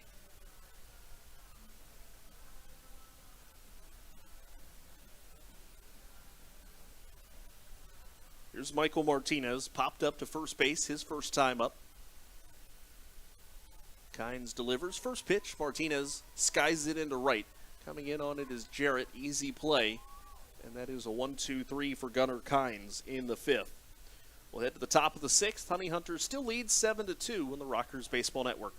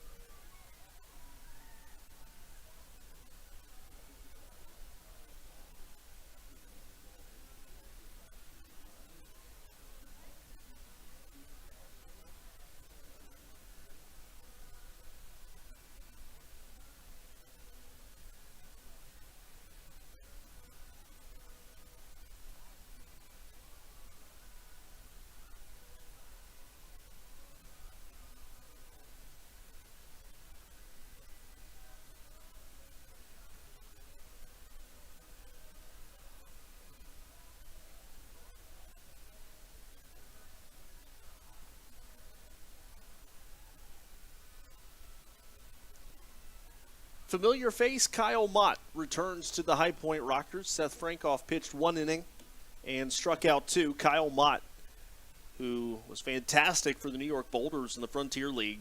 Mott with a 5.81 ERA with High Point in 19 appearances, 2 starts. You take out the 2 starts, though, and his ERA drops down something to like 2.8 or 2.9, something in that neighborhood, which was a number that he improved upon with the Boulders. A 2.04 ERA in 8 appearances, 2 starts. Mott, 19 strikeouts in 17 2/3 innings for the Boulders. So the swing and miss stuff looking good for the right-hander. Mott will face 9-1-2. That is Holderbach, Hampton, and Reinheimer.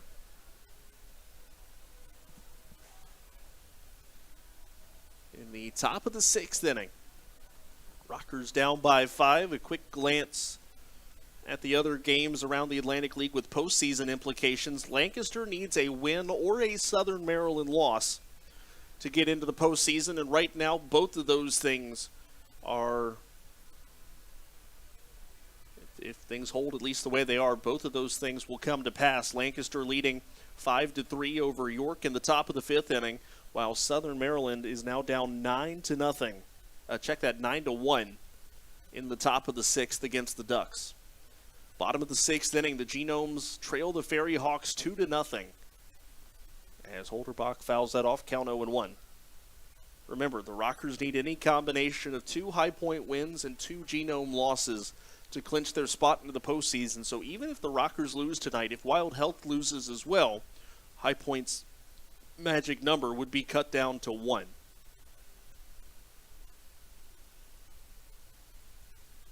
Oh, 1 coming to Holderbach. Mott's off-speed pitch inside. 1 ball, 1 strike. Wind practically non-existent at this point.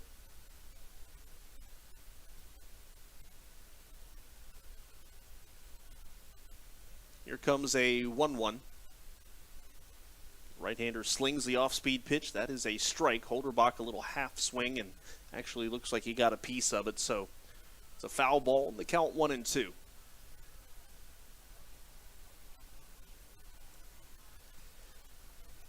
High Point could have punched their postseason ticket with a sweep over the weekend. They took games 1 and 2 before losing a slugfest in game 3.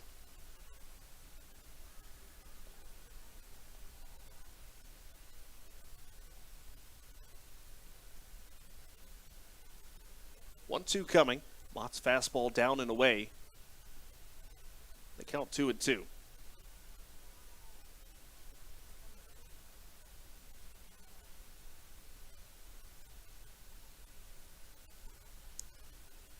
Kyle Mott made 2 starts with the Rockers, 1 at home, 1 on the road. Seems more well-suited for these middle inning sort of performances. Swing and a miss, strike 3 there. Good-looking pitch.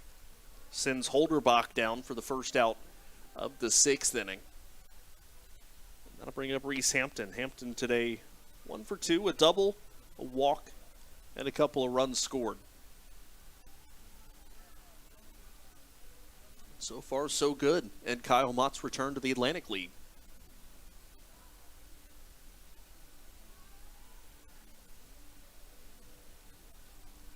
Left-handed hitter Hampton has got 2 stolen bases today, adding to his league-high total. Swing and a miss there, and the count 0-1. Hampton came into today with 61. He's now at 63.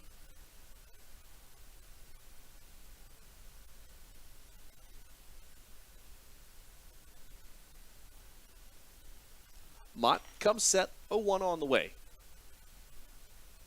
The right-hander fires that one in there, but it's just a bit low. 1 ball, 1 strike now to Hampton. 1 out, top of the 6th inning.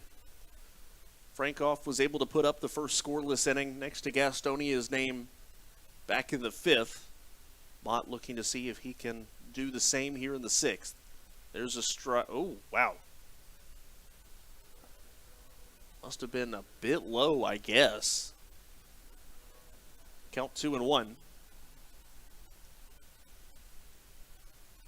Looking on the pitch tracker was actually a bit outside, which again, from where we are, we can't see inside outside super well. Slider down. They count 3-1.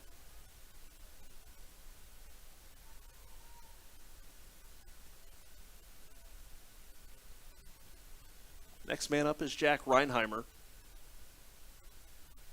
Reinheimer's got a 2-hit day. 3-1 coming to Hampton. Mott delivers. Fastball. There's one also just low. Ball 4. So 1-out walk, and that'll bring up Reinheimer. Jack has driven in 2 runs today for the Honey Hunters.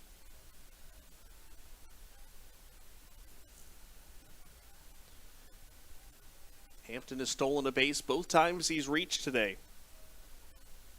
Wouldn't be surprised if we see him on the move again. First pitch from Mott, fastball. Reinheimer comes up empty at 92 miles an hour, and the count 0-1.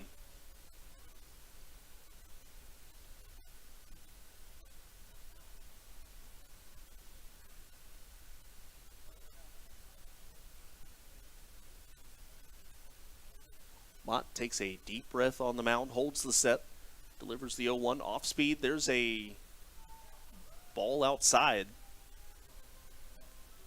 Kind of a double take from Roldani Baldwin when he didn't get the strike call there. 1 ball, 1 strike now.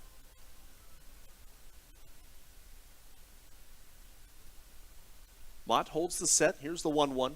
Fires a fastball low, 2-1. That's kind of been the issue once he gets behind. At least that last at-bat kind of looked like he was overthrowing the fastball and kept missing south. Here's the 2-1. Mott delivers. High fastball. That's fouled off, though. And the count 2-2.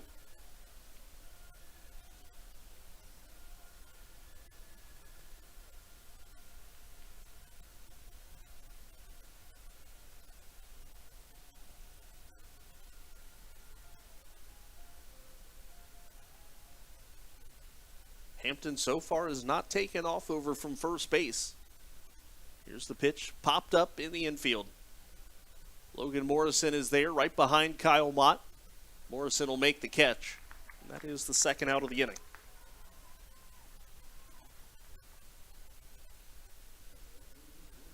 Two outs here in the 5th. The 6th. Joseph Rosa, the batter, 0 for 2, is also walked. Runner at first base, Hampton still.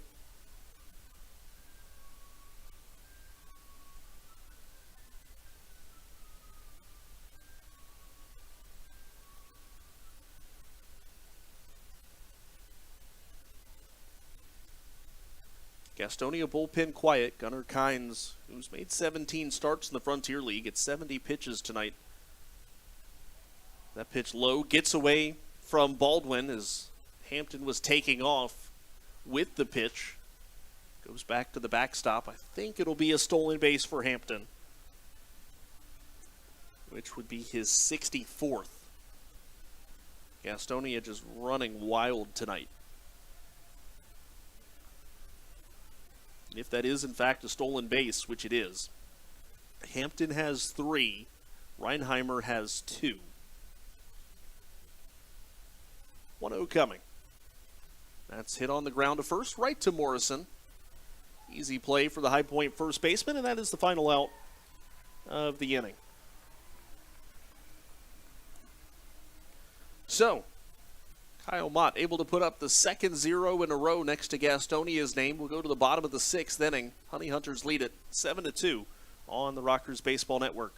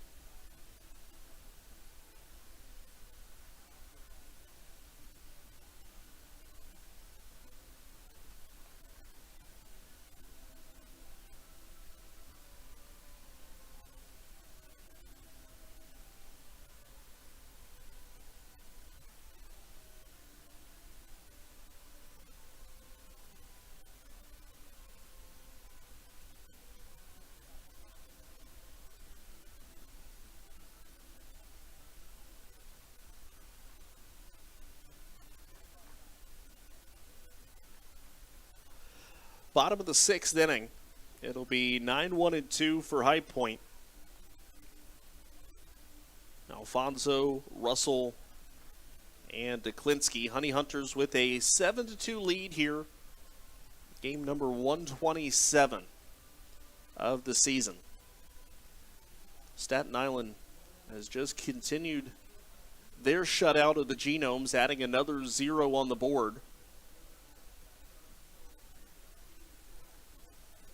They've just hit the 7th inning stretch up at Staten Island. Anthony Rodriguez, 7 shutout innings, allowing just 3 hits so far.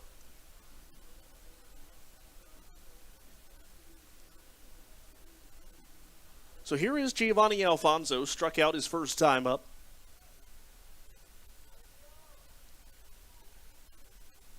First pitch, a fastball. It's a called strike. Alfonso hitting 287 now. We talked about it a little bit in the pregame show today about how he's really 2 really good offensive years in a row, and he made the comment as he ropes this one foul, 0-2. But he said really he finished 2019 on a strong high note as well, and so he said he was kind of looking at it as 2.5 good years in a row.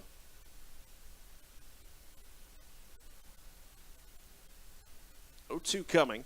Kynes delivers, and Alfonso fouls off the high fastball. Probably would have been ball 1, but with an 0-2 count, can't be too careful.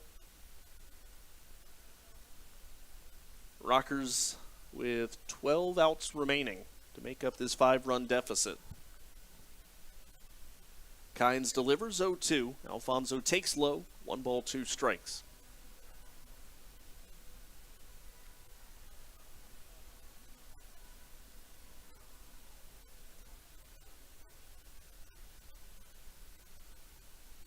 The lefty delivers 1-2 on the way. Alfonso hits this one high in the air into shallow left.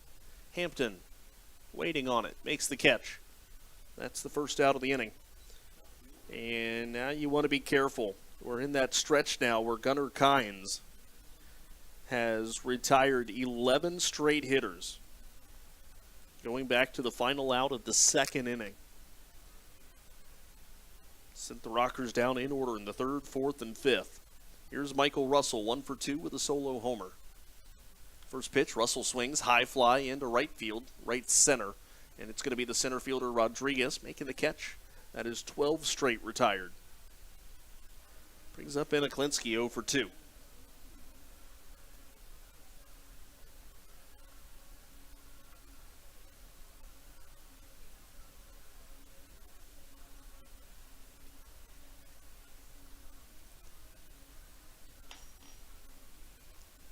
Rockers bullpen quiet, so Kyle Mott will come back out in the 7th. Kynes delivers. This is popped up behind the plate. Holderbach giving it a look. That gets out of play.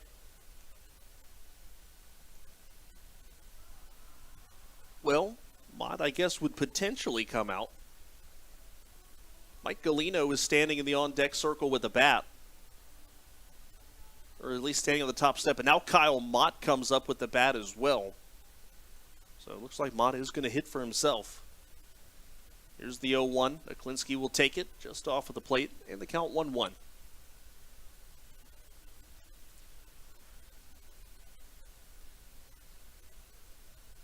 Kyle Mott, professionally or collegiately, does not have a plate appearance. That pitch high, 2-1. J.R.D. Sarcina also has a bat at the top step. But nobody is up in the Rockers bullpen. If Albert Gonzalez elects to bring in a pinch hitter, they're going to have to get somebody ready in a hurry. Deklinski is swing and a miss, 2-2.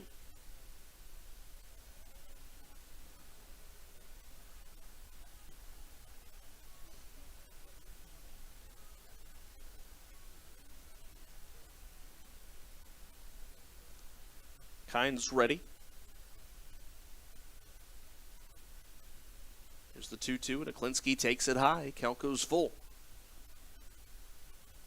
One of the guys who gets ready in a hurry normally is Joe Johnson, who of course is on the injured list right now. Here comes the pitch. That's fouled off. Klinski stays alive.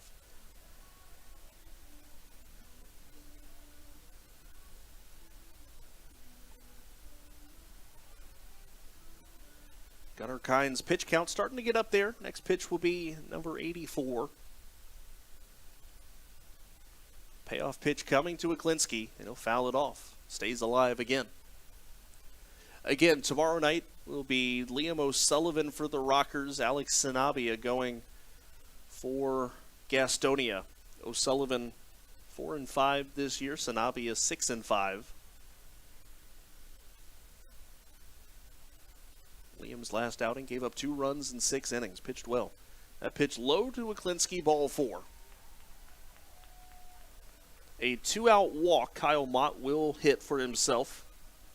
His first professional or collegiate plate appearance.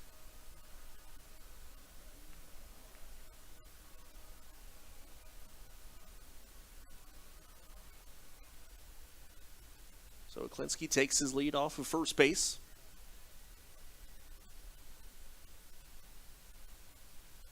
And Kynes delivers. First pitch to Mott. He'll take a strike at the count 0-1. Let's see if he can at least make contact with it.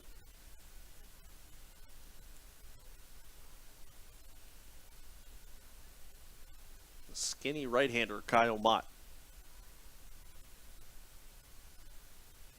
He swings. I think he broke his bat, popped it up in the infield, made contact. Second baseman, Joseph Rosa, makes the catch.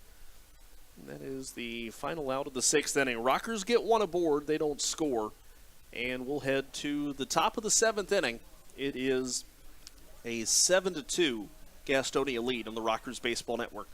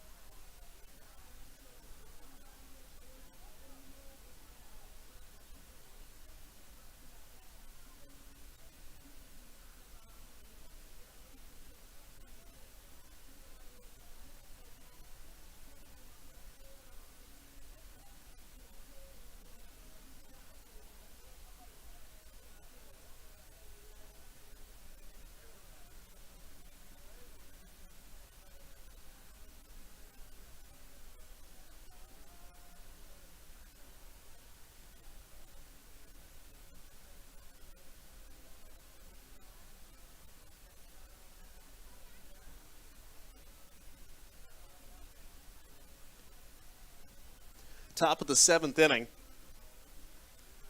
Rockers down 7-2. It'll be 4, 5, and 6 coming up here. That is Jarrett, Skoll, and Castro. Kyle Mott will be back out for his 2nd inning of work. Honey Hunters have just started to get somebody up in the bullpen.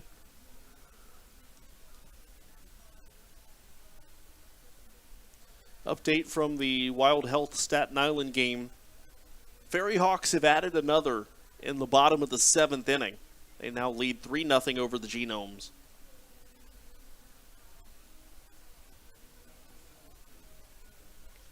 So here's Zach Jarrett. 1 for 3 today with an RBI.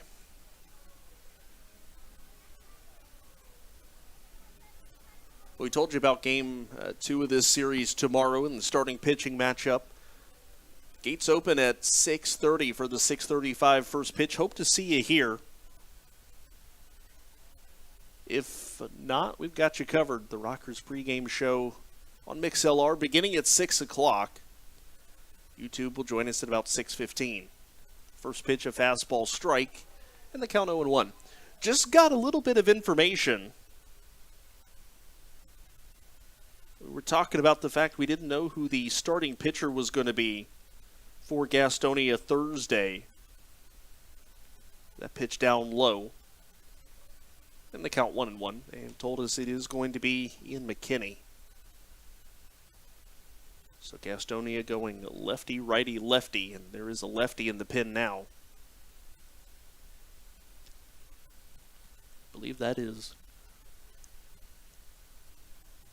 Excuse me, I had to fight off a yawn there. I believe that is Onus Farfan in the Gastonia pin. It's 2-1 to Jarrett.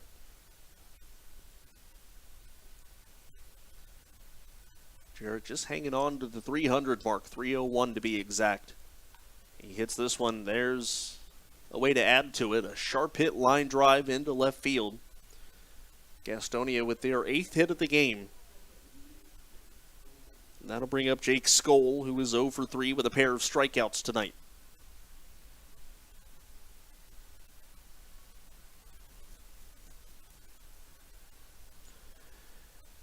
High Point's bullpen has kept the Honey Hunters off of the board. They're 2 innings so far. They'd love to grab a double play ball here and try to get the offense back to work in the bottom of the 7th. Mott's first pitch to Skoll, up and away. Baldwin comes up out of his crouch to make the catch, and the count 1-0.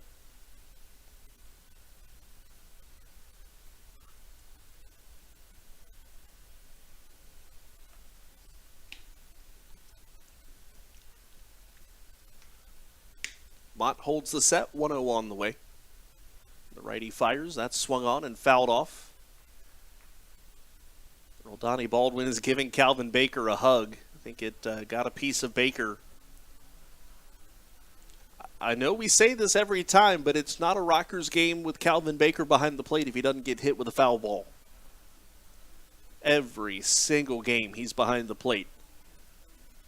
He takes a foul ball off of some part of his anatomy. Here comes the pitch. Runner goes. The pitch is low. Baldwin's throw down is going to hit Jarrett and carry him off into left field. The throw kind of tailed into Zach Jarrett a little bit. And it kicked off of, I think, his leg or his knee, something like that, off into left field. That is the 6th stolen base by Gastonia tonight. The count is 2-1 to Jake Skoll.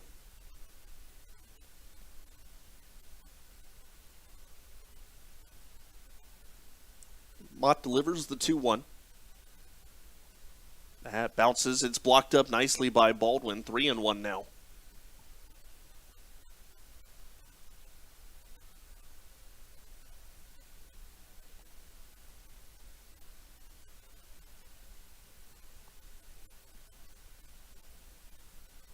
Just a little bit past the 2-hour mark in this game here in the top of the 7th. 3-1 coming. And Mott delivers fastball, swing and a miss. Skoll cannot catch up to that one.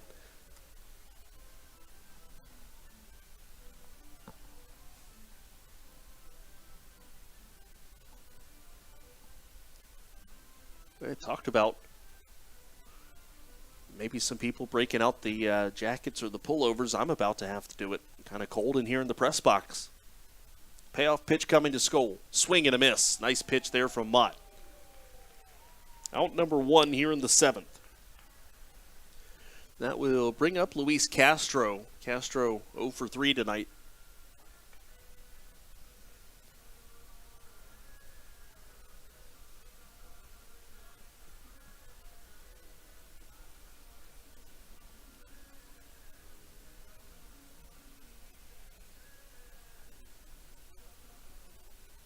Mott during his first stint with High Point.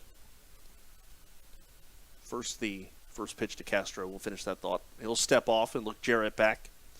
His first stint with High Point, 30 strikeouts in 26 innings.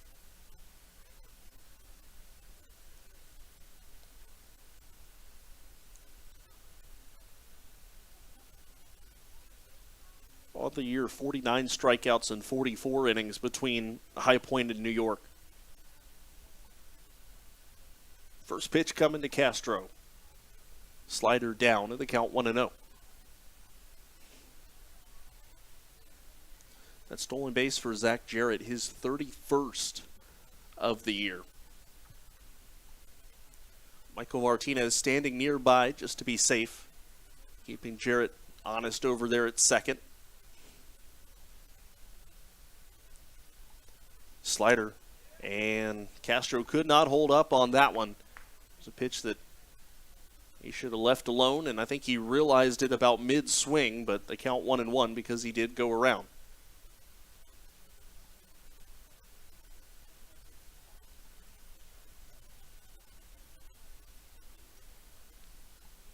Here comes a 1-1. Mott delivers. That off-speed pitch is poked into shallow center. Alfonso drifting back on it, and he'll make the catch. Out number 2. Castro looked like he got it a little bit off of the end of the bat.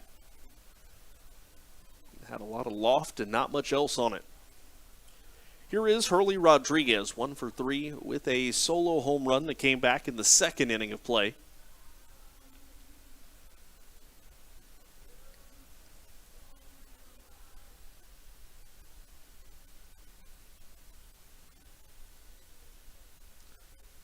First pitch coming.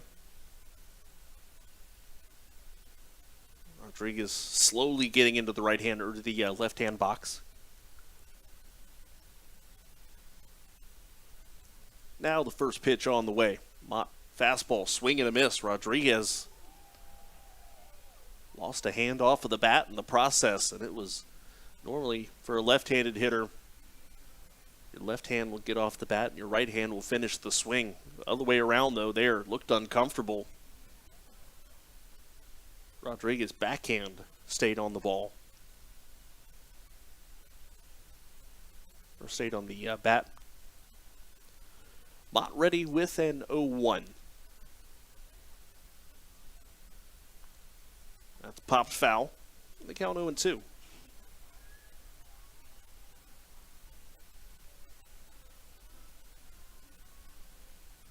Well, if anybody wanted to check on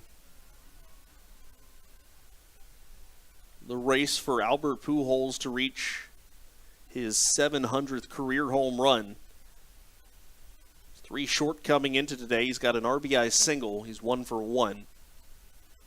So still sitting at 697. 0-2 coming. That's strike 3 at the bottom of the zone. Rodriguez down looking. And after Kyle Mott gives up a leadoff single to Zach Jarrett, nothing else in the top of the 7th. And with that, it is stretch time. Honey Hunters lead 7-2 on the Rockers Baseball Network.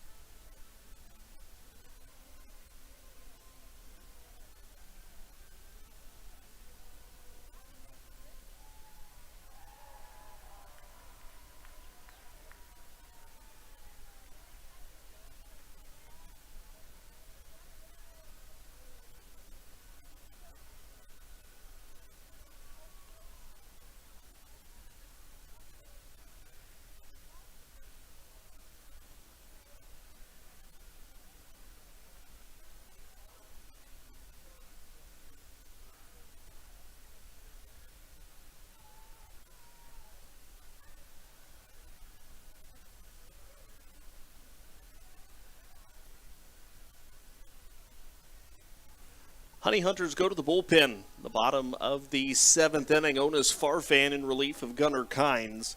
Kynes went 6 innings, gave up 2 runs. Both of them were solo home runs. 2 hits, 8 strikeouts, and 1 walk. And so now the Rockers have to deal with the Honey Hunter bullpen. It begins with Onis Farfan, who comes into today 3-3 with a 3.46 earned run average. This will be his 44th appearance.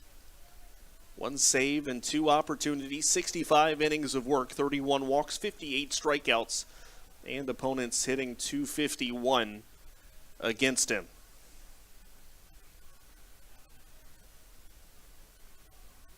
Rockers down by 5 In the bottom of the 7th, it'll be 4, 5, 6 coming up. Lattimore, Wheel, and Baldwin.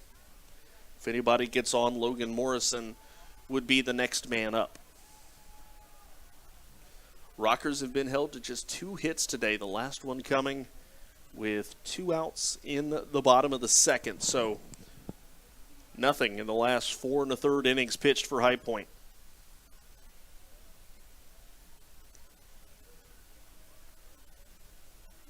Lattimore 0 for 2 tonight with a couple of strikeouts. See if he can be the instigator here in the bottom of the 7th for the Rockers. High Point, we'll see if they go to the bullpen in the 8th inning. Kyle Mott, 2 innings so far. Lattimore grounds first pitch foul, third base side. Mott has thrown 33 pitches.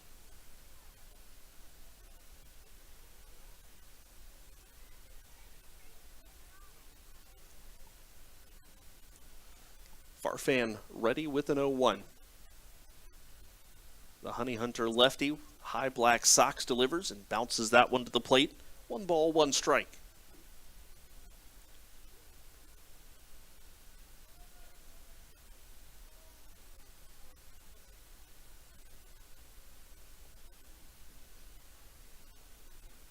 Farfan ready, 1-1 coming. Lattimore takes a strike on the inside corner, 1 ball and 2 strikes. Staten Island has extended their lead 4-0 now over Wild Health. They're in the top of the 8th inning. So if it stands the way it is, the Rockers' magic number would be cut down to 1, unless High Point can rally here over the last 9 offensive outs. Lattimore fouls that off. Count remains 1-2.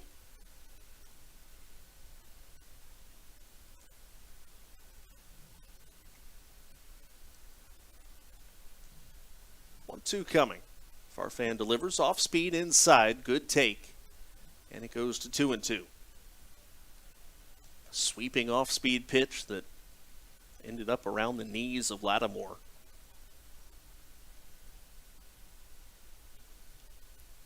Here comes the 2-2. Lattimore swings a towering pop-up into shallow left center. Coming in on it is Hurley Rodriguez and puts it away. Out number 1. That'll bring up Xander Wheel 0 for 2 with a couple of strikeouts. A 30 home run season for Xander Wheel, 93 runs batted in. The question, will he be the first Rocker to 100? Throughout the course of the year, he had been trending right at about 100, give or take 2 or 3, and I think he's on the wrong side of it right now. He swings, grounds it to short on the first pitch. Reinheimer's throw across will get him easily. That's out number 2. Yeah, he's on pace for 97. Courtney Hawkins for Lexington has hit another home run. Now 2 home runs away from Ozzie Canseco's Atlantic League record, 48 home runs. Hawkins has hit his 45th and 46th today. Here's Roldani Baldwin. He struck out twice.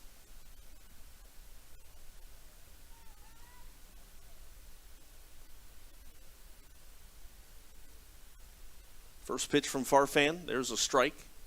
And the count 0-1. Kyle Mott will come back up for the top of the 8th inning.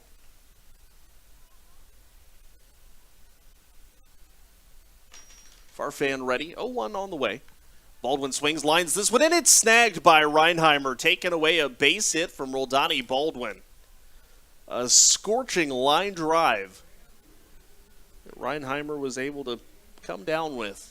We'll go to the 8th inning. Honey Hunters still lead by 5 on the Rockers Baseball Network.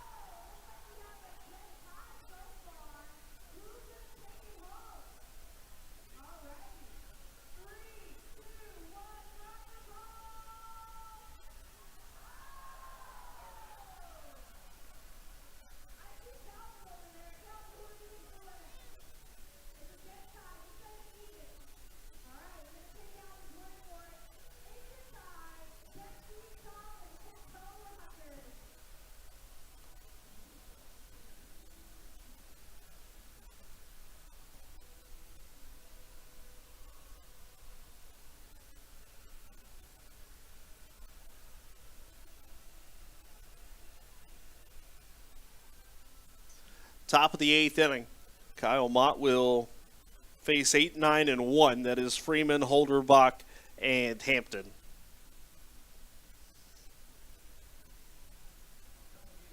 Mott has pitched 2 scoreless innings so far. Cole Freeman 1 for 3, a base hit and a run scored his last time up.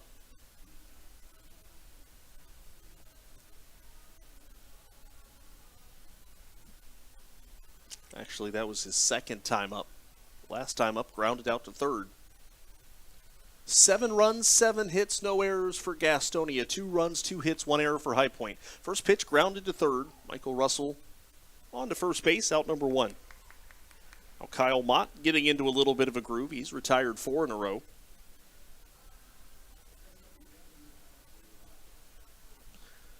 High Point, though, on the other end, 16 consecutive rockers have been retired. Here's Alex Holderbach. He's 0 for 2 with a couple of strikeouts. He has also walked and scored.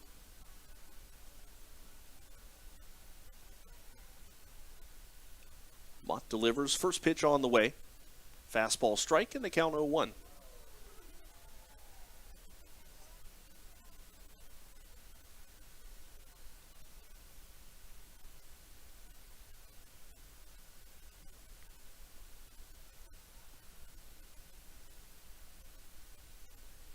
One on the way. Off speed. There's a called strike.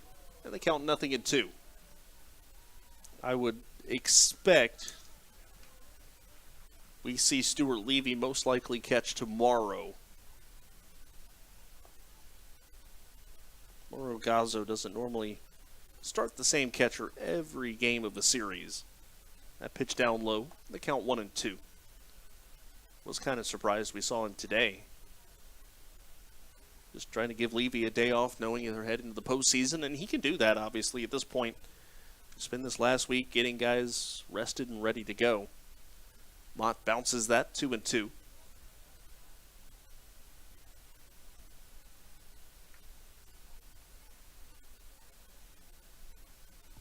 One out in the top of the 8th. The bottom of the inning, the Rockers will have the bottom third of the lineup. That is Morrison, Martinez, and Alfonso. Mott delivers high and tight with the fastball. Count goes full.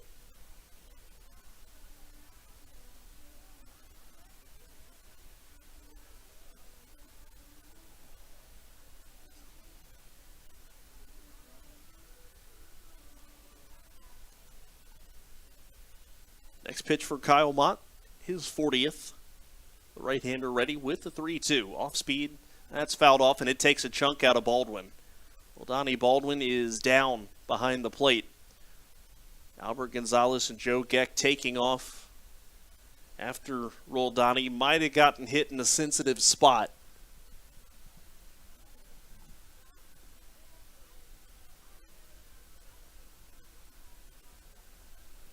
The count remains full, but no, but actually it's going to be his hand. They're looking at his hand.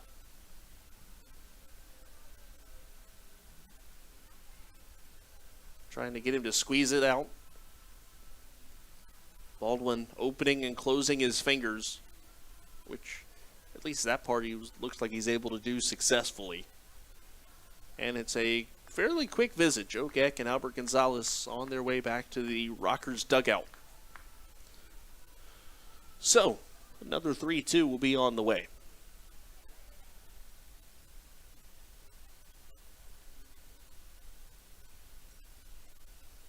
Mott comes set. Here comes a payoff. The right-hander delivers. Off speed low. Holderbach takes ball 4.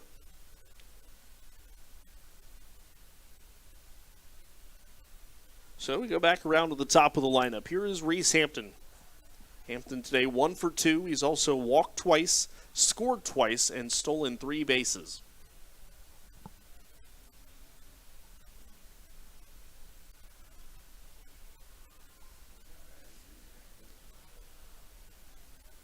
Rockers pitching today has walked 5.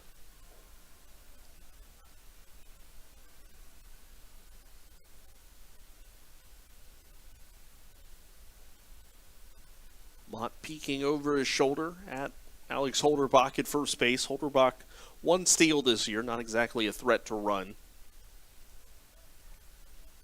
First pitch fastball to Hampton. Misses outside, ball one.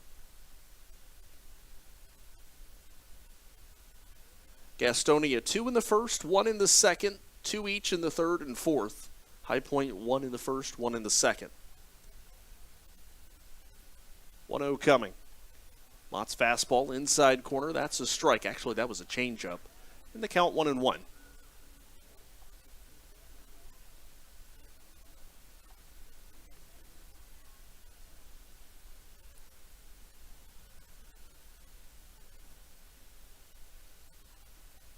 Mott holds the set, 1-1 on the way. Off speed low. Good take from Reese Hampton. 2 balls and a strike now. Well, Staten Island just got out of a jam in the top of the 8th inning. Genomes had a couple on and nobody out. Nobody scored. So they head to the bottom of the 8th inning.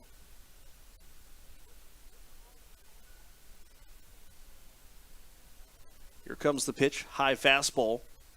It's now 3-1 to Reese Hampton. Kyle Mott is the Rockers' third pitcher of the night. 4 innings from Janis, 1 from Frankoff, and 2 1/3 from Mott. Here's a 3-1. Hampton swings and drives it way back into right field. Xander Wheel back at the wall. He'll make the catch. Xander Wheel comes down with the baseball. Or comes up with it, never really left his feet. And that is the second out of the 8th inning.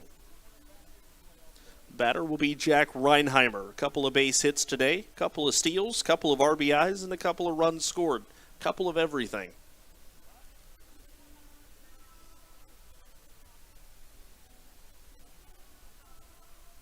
Honey Hunter bullpen quiet, so Farfan will come back out in the 8th.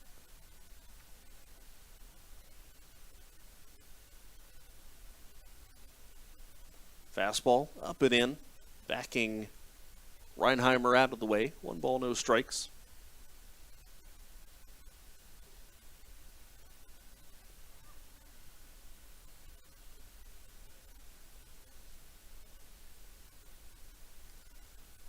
Holderbach still holding close by at first base. Reinheimer, big swing, but a foul ball. The count 1-1.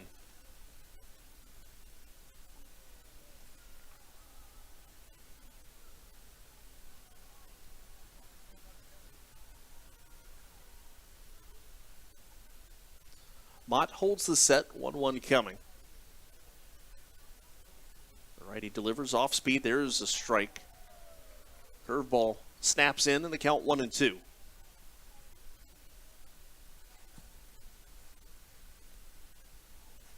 Mott looking for the put-away pitch here. 1-2 on the way. Slider down and away. Did not get a chase out of Reinheimer.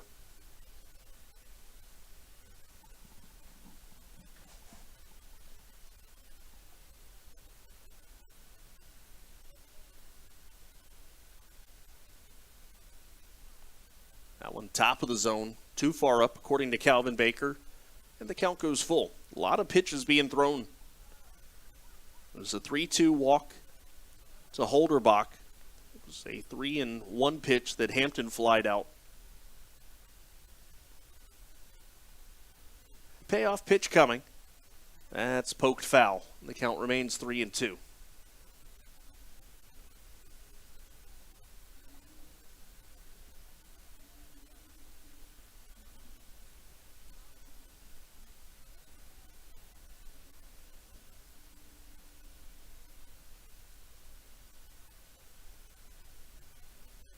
Another 3-2. Mott delivers. Swing and a miss. Strike 3. Gets the strikeout of Reinheimer. 3 shutout innings for Kyle Mott. We'll go to the bottom of the 8th inning. Rockers still down 5. Still have time to grab a postseason spot tonight. You hope it'd be tonight. Not the end of the world if they don't, but hey, 6 more outs to see if they can get something going. Bottom of the 8th inning coming up next on the Rockers Baseball Network.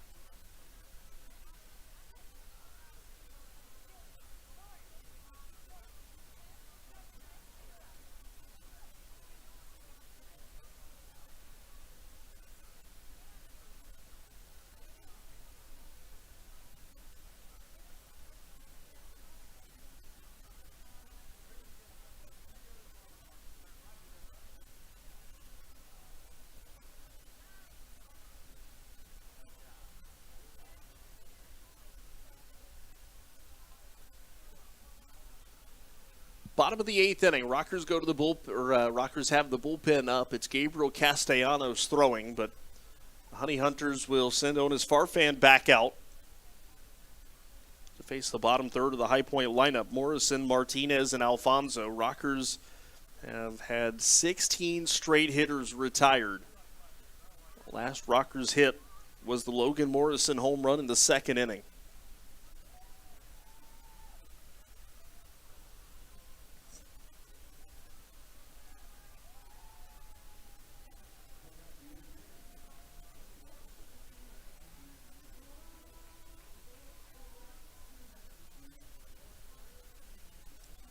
Farfan ready to deliver to Logan Morrison. Lefty-lefty matchup to start the bottom of the 8th inning.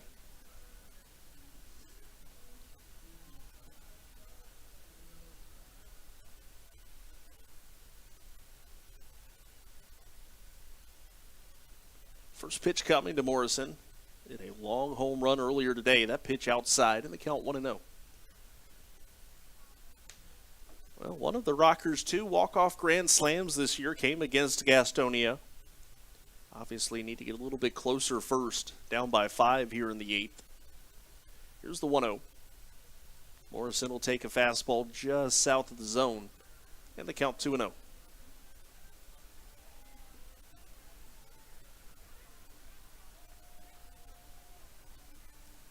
Genomes and Fairy Hawks are heading to the 9th inning. Staten Island leads 4-0. Morrison check swing on the pitch down and in. They're going to ask down the third base side. Owen Ballard said he did not go around. And so it's 3-0 to Morrison. Rockers love to get the leadoff man aboard and snap this streak of 16 consecutive hitters retired. Tough thing is, against Gastonia, a lot of times the Rockers have gone into a rut like this against Honey Hunter pitching. That pitch inside, ball 4. Morrison works a walk. That'll bring up Michael Martinez, who's 0 for 2. Morrison's on base percentage up over 410.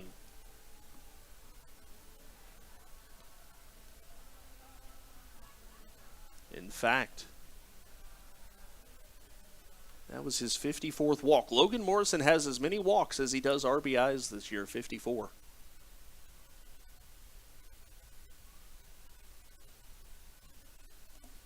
First pitch coming to Martinez. Fastball down low, 1-0. Michael Martinez is flipped around to the right-hand side, the switch hitter facing the left-handed pitcher.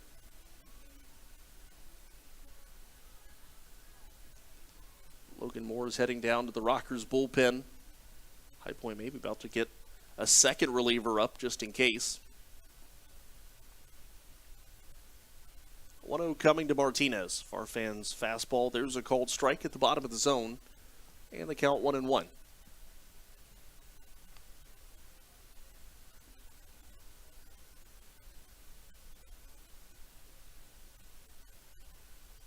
Actually, looks like Moore and Galino have just traded off, so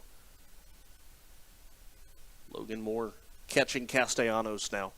Here's the 1-1 to Martinez. He swings, grounds this one up the middle. Reinheimer scoops it up, shovel pass to second base for one. Relay to first base is not in time.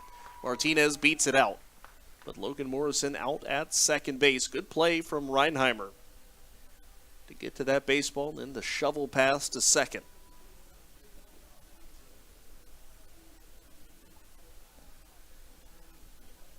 So with one away, the batter Giovanni Alfonso, Gio today is 0 for 2.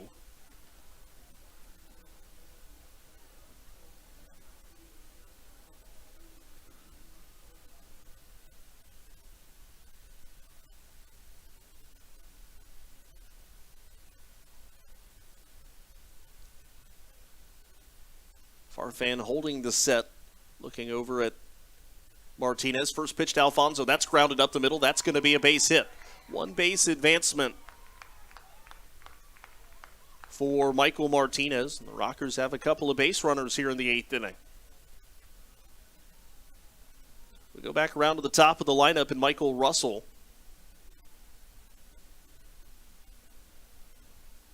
Michael Martinez Over at second base, we should also mention now has a 7-game hitting streak, which is his longest of the year.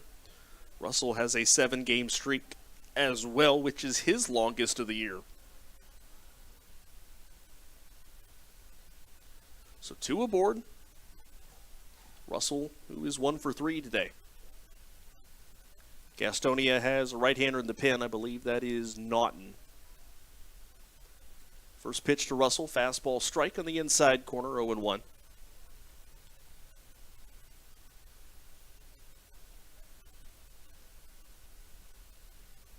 Bottom of the 8th inning, High Point down 5.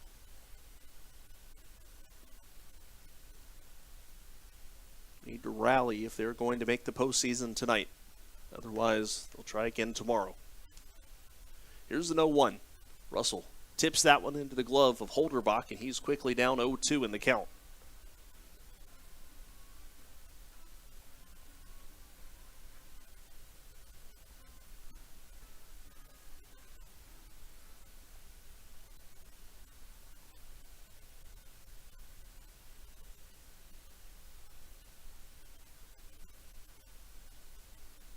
Two on the way. Farfan looking back at Martinez at second base. Now takes a second peek. Delivers 0-2. Russell pokes it down the right field side. That ball foul.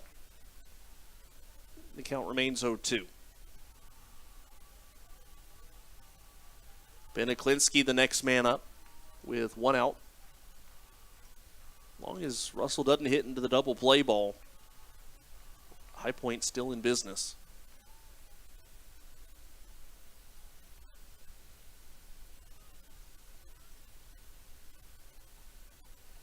Two coming.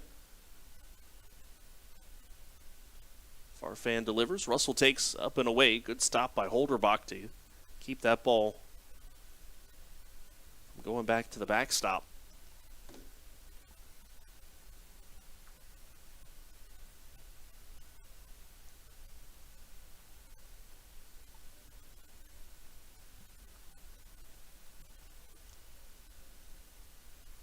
One-two coming.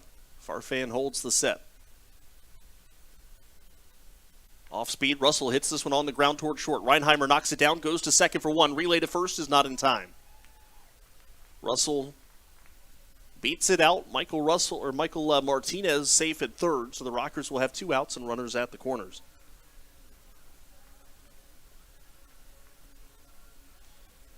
Good play by Reinheimer to even be able to get 1 out there. Mauro Gazzo is coming out. I think that's going to be the end of the day for Onis Farfan. And he's going to play the percentages and go with Tim Naughton to face Beniklinski.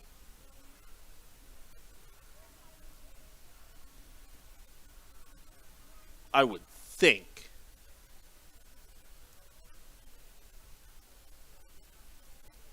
And yes, he will take the baseball from Onis Farfan. Tim Naughton will be the new man in. Beniklinski, who extended his on-base streak to 5 his last time out. His last time up, which he walked back in the 6th inning. So we'll step aside as the Honey Hunters go to the bullpen. Get you his information when we come back. Rockers down by 5, but have a chance to get something going here in the 8th inning on the Rockers Baseball Network.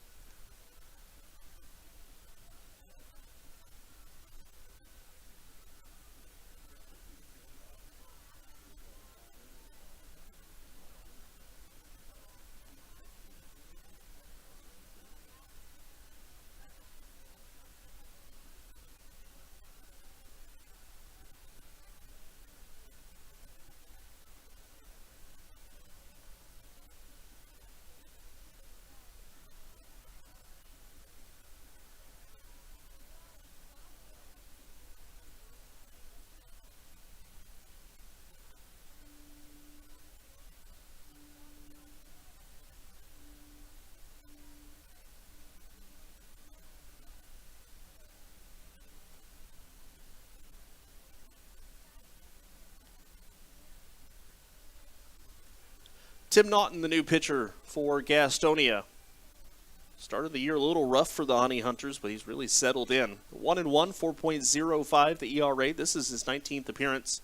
8 walks, 31 strikeouts in 20 innings. Opponents hitting .237 against him. Rockers have runners at the corners. Ben Aklinski is the batter. High Point down 5. They're going to need to score at least 1 here in the 8th inning to really set themselves up in the best shape for a chance at a comeback. The Genomes have scored in the top of the 9th inning. It is 1-4 with 2 outs now. Staten Island 1 out away from a win, which would cut the Rockers' magic number to 1.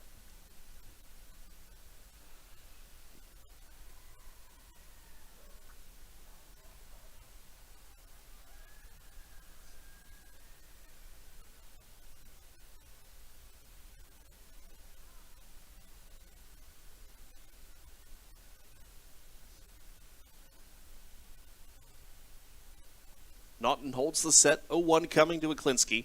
Ben swings, pops it foul.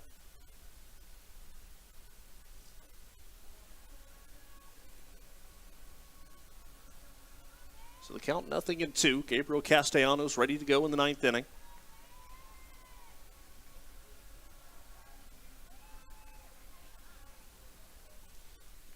Rockers got to find a way to get Martinez in from third. Naughton holds the set, 0-2 coming to Aklinski. The right-hander fires, and Aklinski takes just off of the zone. That was close. And the count 1-2.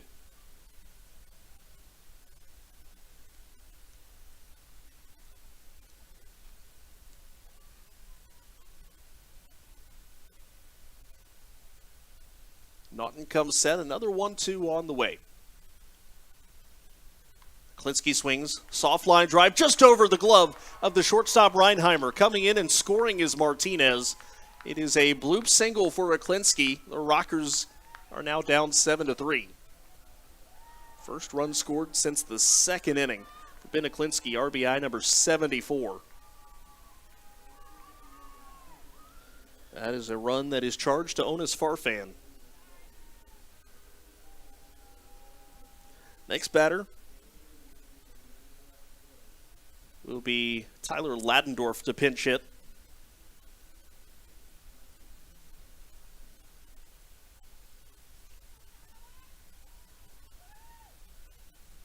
Ladendorf a career high 17 home runs this year. Rockers will just settle for a base hit though. .233 average. Naughton ready. First pitch to Ladendorf. Bounces that one low. And the count 1-0. Rockers now 3 runs on 4 hits today. Gastonia 7 on 7.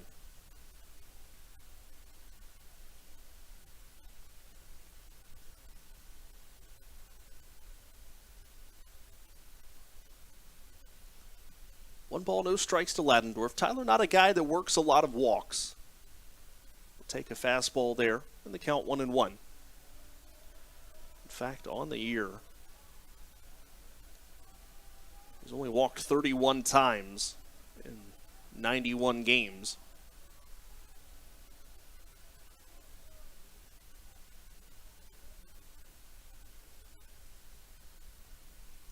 Naughton comes set with the 1-1. Ladendorf chases the slider down out of the zone, and the count 1-2.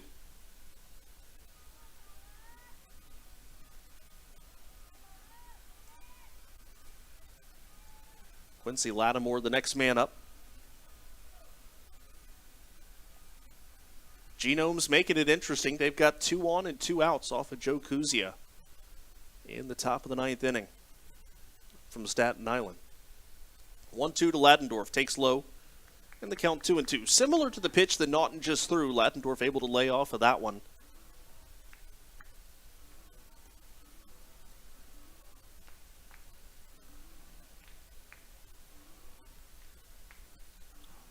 Russell takes his lead off of first. Check that off of second. Aklinski is off of first. Neither one being held on. Here's the 2-2. Ladendorf fouls it off.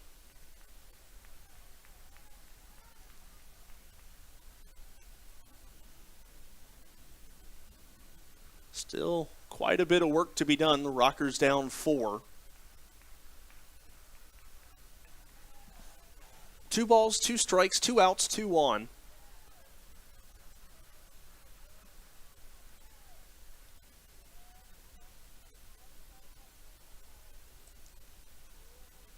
Naughton holds the set. First pitch, or the 2-2 coming just below the zone. Good take, and the count goes full.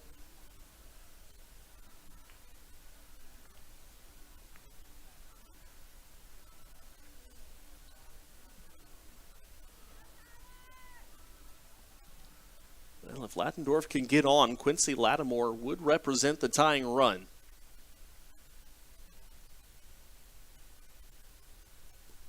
Payoff pitch coming to Latendorf. Naughton holds the set. Runners take off. Latendorf fouls it off again. Both Aklinski and Michael Russell have to turn and retreat.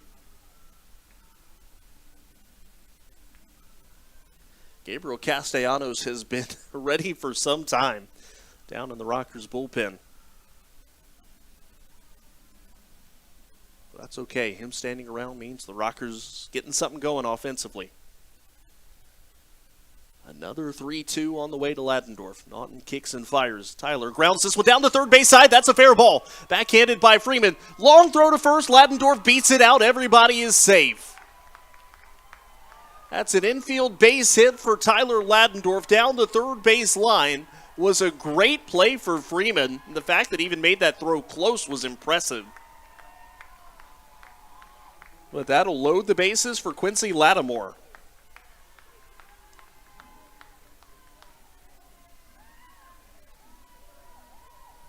Reggie Harris is going to come out and talk to Tim Naughton on how they want to play this situation.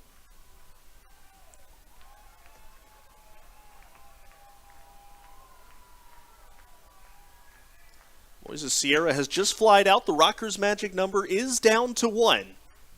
Final score, Staten Island 4, Wild Health 1. So the Rockers need one more win or one more Staten Island or one more Wild Health loss to send High Point to the postseason. Now that they've got the Genomes loss out of the way here, if the Rockers could mount a rally, they could get it done tonight. We'll see. Still, again, like we said, still work to be done, but very much a chance here for High Point. Quincy Lattimore 0 for 3. He's got an on-base streak of 9 on the line, a hitting streak of 6 on the line. First pitch, down low, ball 1.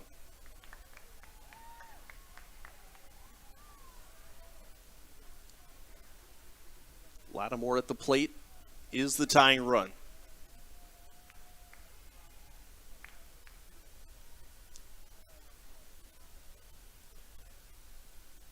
Naughton comes set.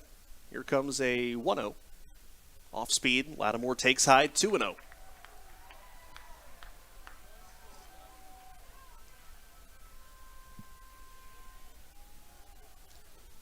Well, the Rockers looked dead in the water earlier today, but now starting to show signs of life here at the end of this game.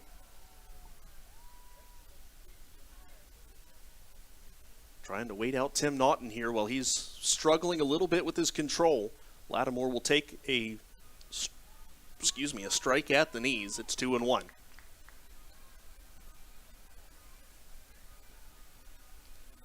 Russell at third, Aklinski at second, Latendorf is at first.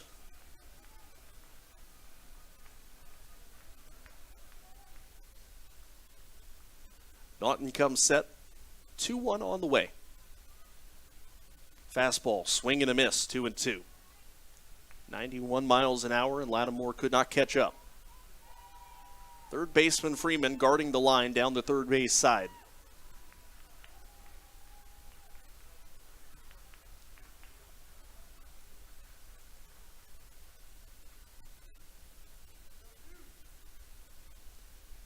Two on the way. Naughton delivers. Fastball. Lattimore pops it foul.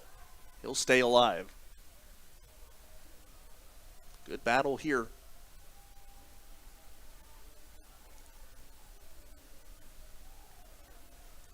Michael Russell at third base is the last of two inherited runners charged or that are the responsibility of Onus Farfan. One has already scored.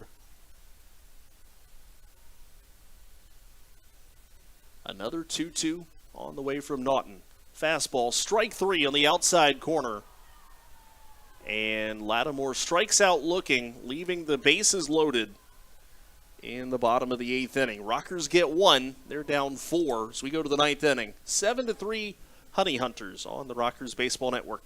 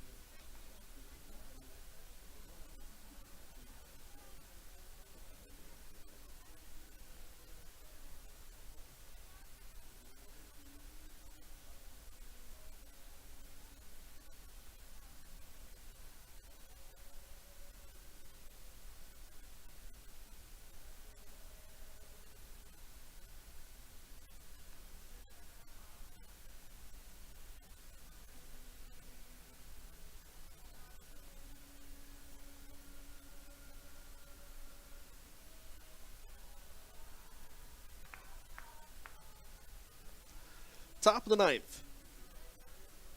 It is 3-4-5 coming up for Gastonia. Joseph Rosa, Zach Jarrett, and Jake Skoll. They'll do it against a new Rocker reliever. This is Gabriel Castellanos. Kyle Mott went 3 innings, did not allow a run, gave up 1 hit, walked 2, struck out 4. I would say a very successful return to the Atlantic League for Mr. Mott. Castellanos, no record, a 1.50 ERA. This is his 16th appearance. 18 innings pitched this year, 9 walks, 12 strikeouts, and opponents hitting 175 against him. Let's go ahead and give you the rest of the Atlantic League scoreboard. We told you the important one. The Genomes already lost. Final score 1-4, and the Rockers' magic number is 1. Elsewhere, Lancaster a 10-4 lead as they head to the ninth inning. The Barnstormers 3 outs away from clinching the North Division. Lexington and Charleston, Legends had a huge lead early. Charleston has tied it up in the bottom of the 7th inning. It is 8-8, and Southern Maryland was down 10. They are now down 5, 11-6 against the Long Island Ducks, though, in the top of the 9th inning, and there is already one man out in the 9th. So here is Joseph Rosa.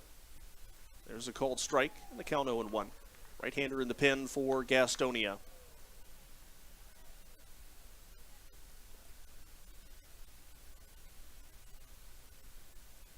Castellanos with the 0-1. Fastball strike and the count 0-2. Rosa a switch hitter, so he's flipped around to the right-hand side. He is 0 for 3 today. Rockers have made a defensive substitution as well. Logan Moore is behind the plate now, placing Roldani Baldwin. 0-2 coming. Castellanos fires. That's low. The count 1-2. So if the Rockers do not come back tonight, it's pretty simple. Either a win and they're in, or a Genomes loss tomorrow and the Rockers are in. Here's a 1-2. Fastball inside, 2-2.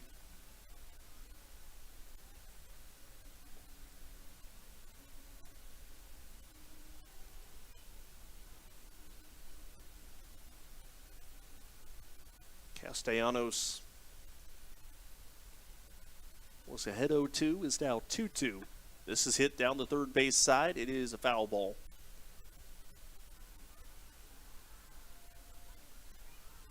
Castellanos examining the baseball that was given to him from Michael Russell, who fielded that foul ball. And he's decided good enough to use.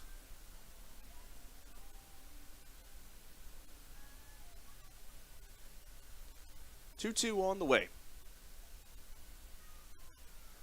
The lefty fires. This is hit high in the air into left. Going back is Lattimore. It's going to be over his head. He'll pick it up off of the wall and fire it in. It will be a leadoff double for Joseph Rosa, his first hit of the game. And for Gastonia, their 8th hit of the game.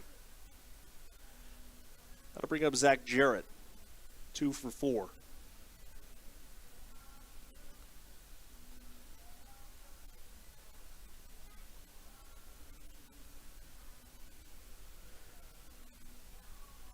Honey Hunters trying to put the finishing touches on this game today.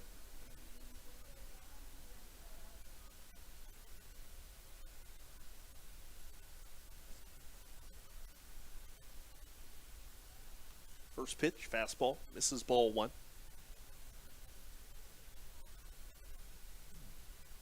Top of the 9th inning. Honey Hunters up 4.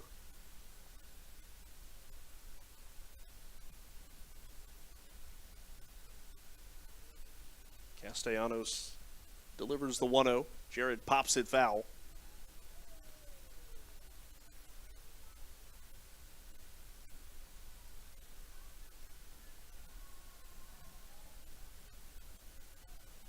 One ball, one strike.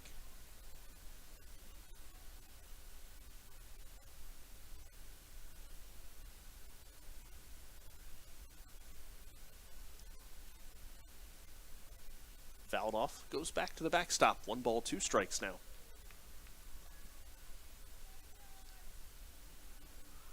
Again, tomorrow, couple of giveaways at the ballpark. Fan Appreciation Night, the next to last home game of the regular season for High Point. Grab your tickets, highpointrockers.com, and then join us on Thursday, and one big final fireworks bash to close out the home slate of the regular season Thursday. That pitch outside, 2-2. Again, highpointrockers.com, the place to go for tickets. Truist Point, the place to be for baseball.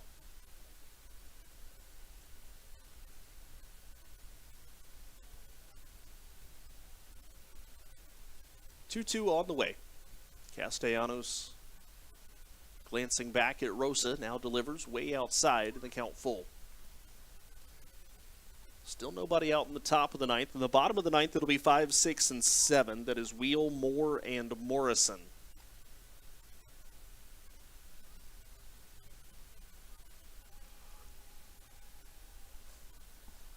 Here comes a 3-2.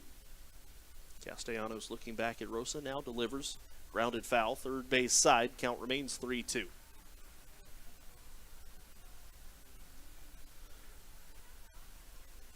Well, Gastonia has had the lead since the top of the first inning. Rockers cut it down to 1 twice, 2-1 and 3-2. Here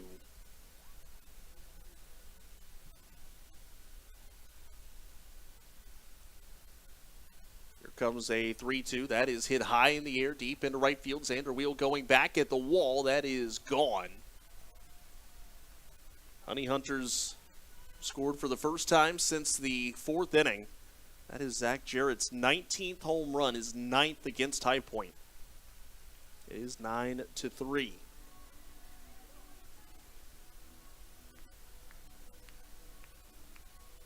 Gives him 3 RBIs on the day, 79 on the year. I'll bring up Jake Skoll, 0 for 4. Castellanos still looking for the first out of the 9th inning.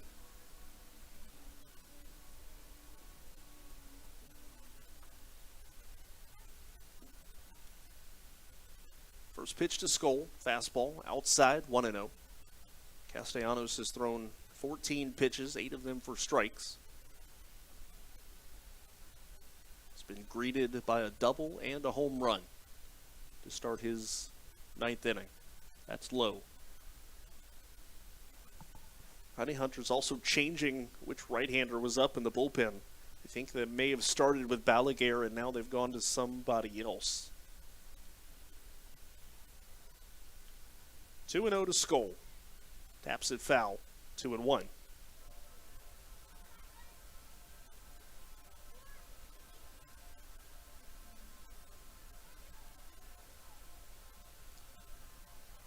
And the the Barnstormers 1 out away from locking in their postseason spot, and then it will all come down to the wild card.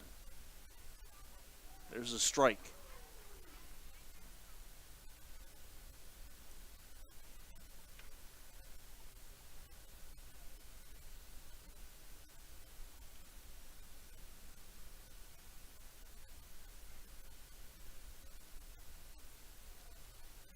Skull fouls it off, and the count 2-2. We'll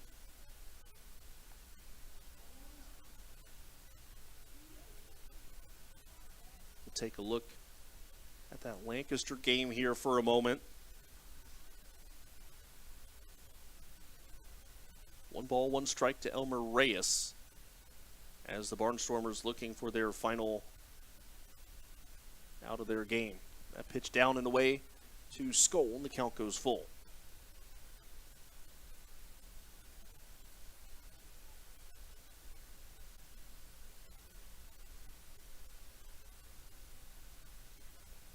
Payoff pitch to Skull. Castellanos delivers, low, ball 4.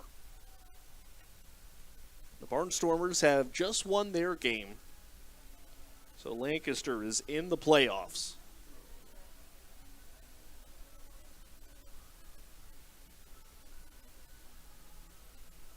Here comes Luis Castro. He's 0 for 4 tonight.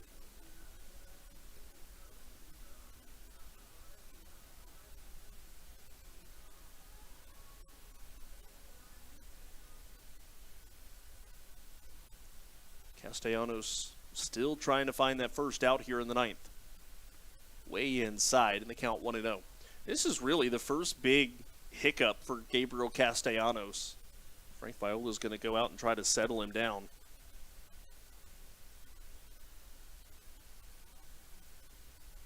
He's been very, very good for High Point. In fact, you look at his list of recent appearances, he's only given up 1 run, a 1 earned run, that is, over his last 8 outings.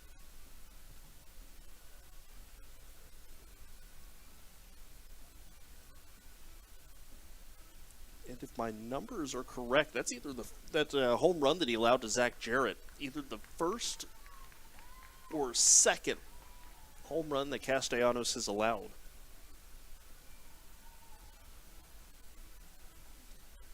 As soon as my computer updates, or not updates, but the page refreshes, I can tell you.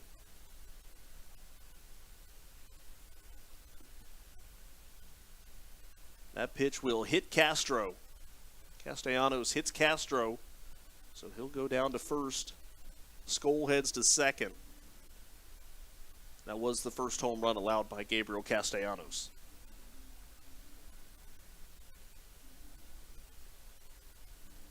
So, Skull is at second base.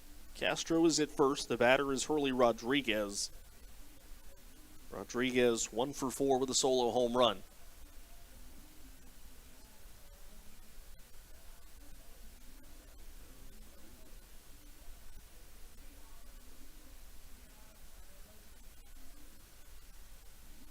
Mauro Gazzo had come out for a moment. I don't know if that was to look at Castro or whether he wanted to say a couple words to Calvin Baker. Of course, Luis Castro was in the middle of a little bit of a charged exchange between himself and the High Point bench a couple of trips ago to Caramont Health Park. That pitch hit on the ground to first. Morrison scoops it up, goes to second for 1. Relay back to first base. Castellanos cannot make the play. It was an off-target throw from Giovanni Alfonso, and coming in and scoring is Skull. It's 10-3.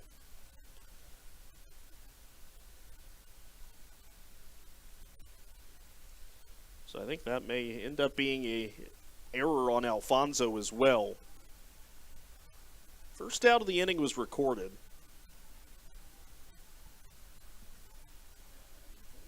They may actually. Well, yeah, there should be an error on Alfonso, because even if Rodriguez had beaten that throw out, which he did, the fact that it was an off-target throw is what allowed the run to come in and score. That pitch low. The batter is Cole Freeman. Freeman is 1 for 4.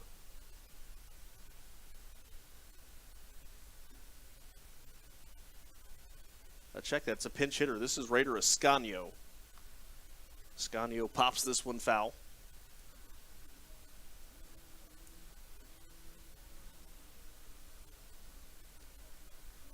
Raider Ascanio this year for Gastonia.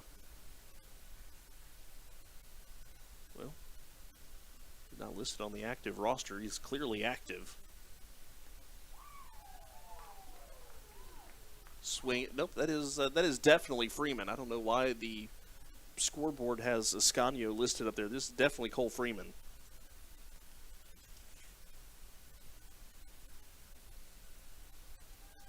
Ascanio not even on the roster right now. I didn't think he had been on there in a while. This is a fly ball to center. Caught by Aklinski, and that's the second out. For a second, I thought, did they activate him before the game or bring him back? But no, that is still Freeman. So 2 outs now. The batter is Alex Holderbach.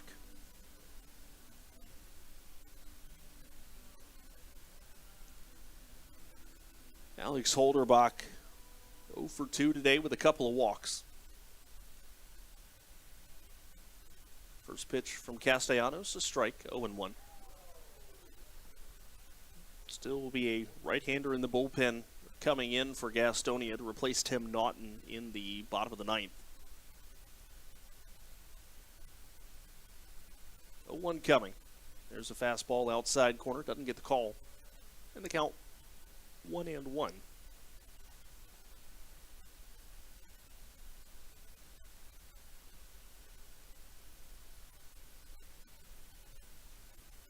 Getting quieter out there. This one hit on the ground a second. Rockers looking like they'll have to wait at least one more day to punch their ticket into the postseason. We'll go to the bottom of the 9th. Rockers down 7.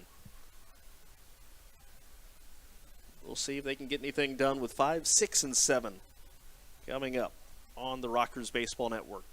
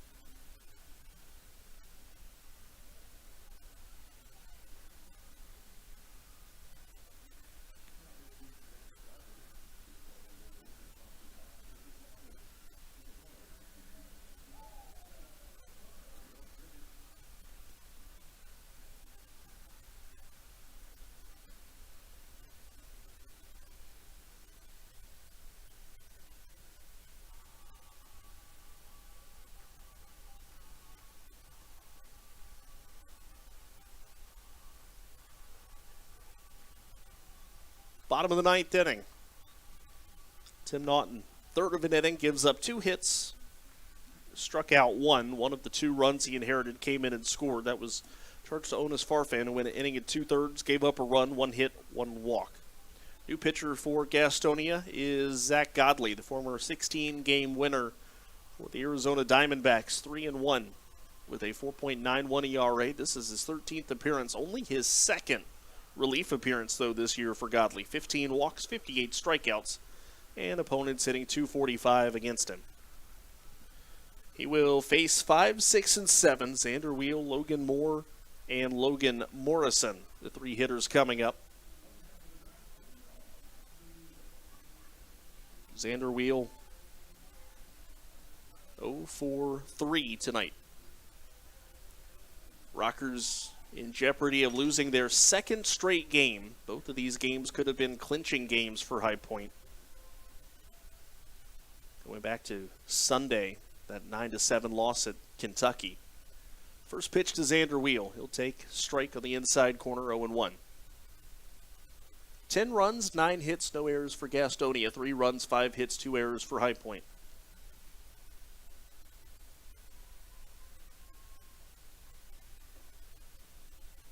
Godley fires, Wheel chases the changeup down, and the count 0-2.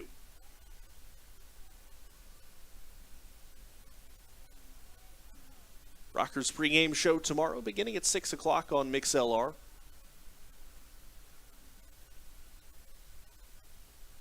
And YouTube will join in at about 6:15. The usual schedule for tomorrow. Here comes an 0-2 to Wheel. He'll take low. 1 ball, 2 strikes.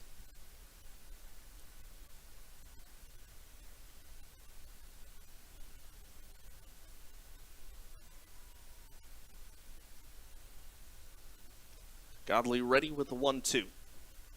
Xander Wheel ready for the 1-2, and he'll chase that pitch in the turf well out in front of the plate. Strike 3, out number 1.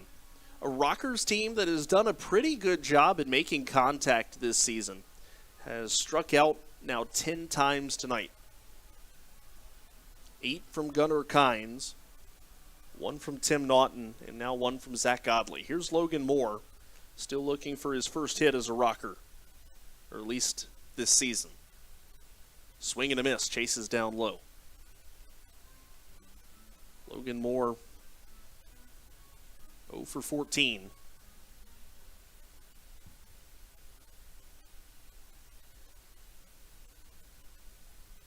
One coming from Godley. Moore takes a strike. It's 0-2. Logan Morrison, the man on deck, and then it looks like J.R. DeSarcina has a bat.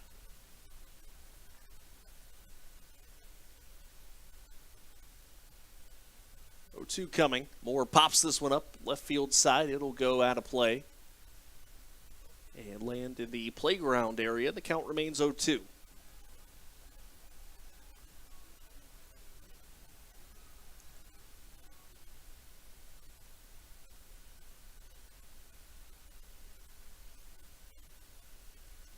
Here's the pitch. Moore grounds it. First base side foul. Count remains 0-2.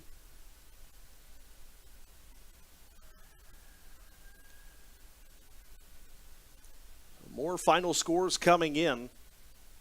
Long Island has just defeated Southern Maryland 11-8. Joe Iorio with his 11th win of the year. Moore swings, grounds it right back up the middle, and that's through. It's Logan's first hit. Breaking an 0 for 14 skid to start his time here in High Point. At least round 3 now for Logan Moore? There's a base hit. That'll bring up Logan Morrison. Morrison today 1 for 2.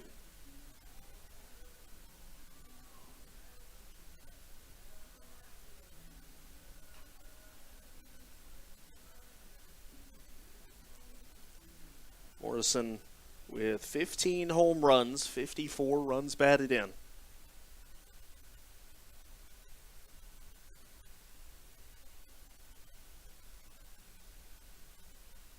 Here comes the pitch. Off speed, top of the zone, too far up, and the count goes to 1-0.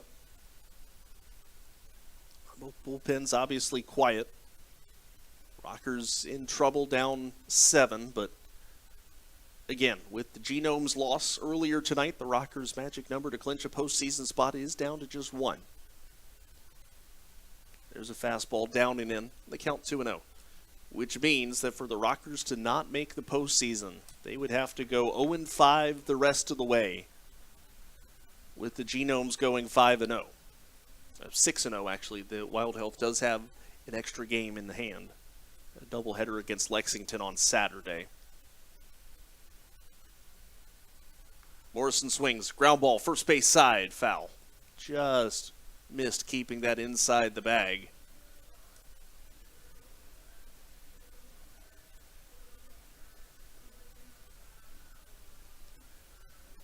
Two balls and a strike to Morrison.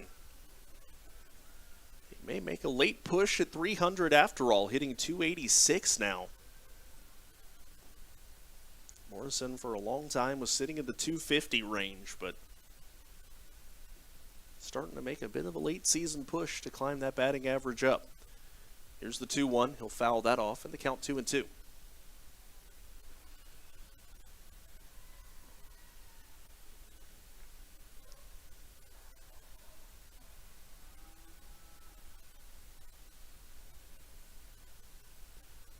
not being held on at first base. Gastonia just trying to get the last 2 outs. For the Honey Hunters, this would be their 40th win of the second half, 39-21. Be their 85th win of the year. That pitch fouled off, and the count to 2-2.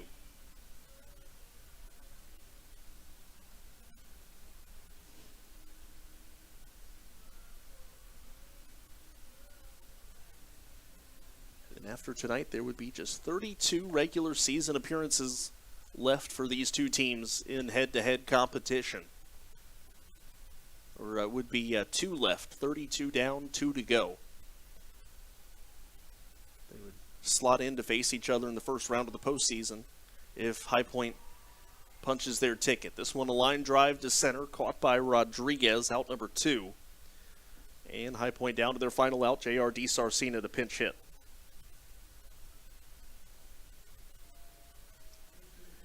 Following the conclusion of today's game, Rockers postgame show will be coming up. We'll wrap everything up as far as tonight's game, as well as what else has gone on around the Atlantic League. And again, the important thing to know, the Rockers' magic number down to 1.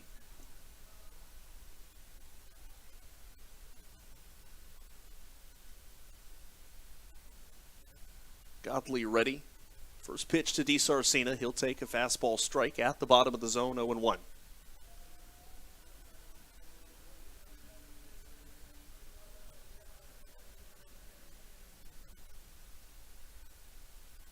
Big orange moon up over the left center field side. Coming up over the Stock and Grain Food Hall Assembly. DiSarcina flares this out to right field. That'll drop a base hit. And the Rockers will stay alive here, at least for one more hitter.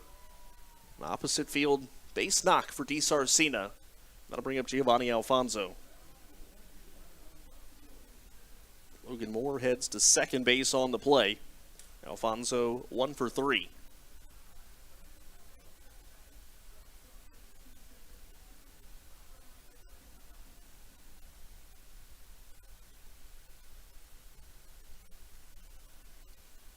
High Point now 7 hits in the ball game. First pitch to Alfonso. He'll ground it foul. Left field side, 0-1. If he is able to extend the bottom of the 9th inning, they go back around to the top of the lineup.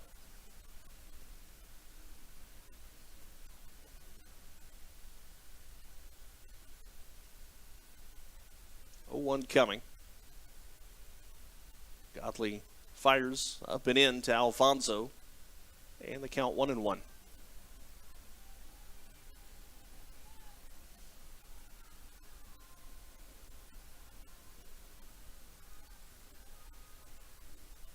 Moore the runner at second, DiSarcina the runner at first.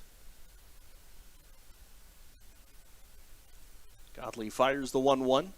Inside 2-1.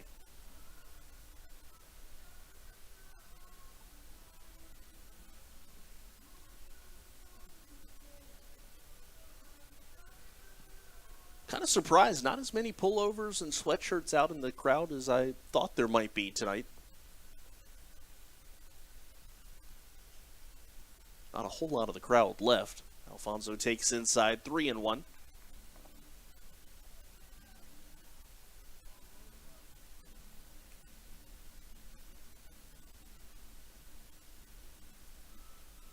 So 3-1 coming up to Alfonso. One bad one to load the bases. High Point down 7, but also down to their final out.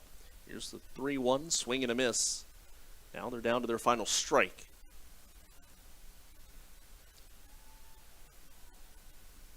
Gunnar Kynes will pick up his first Atlantic League win today. Mickey Janis will take his second loss.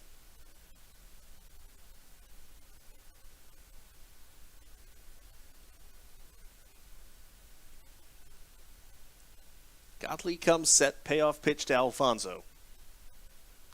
Swings, pops it up into right. This should do it. Long run for Castro, though. He's called off by Jarrett, makes the catch as he crosses into foul territory, and that will, in fact, do it.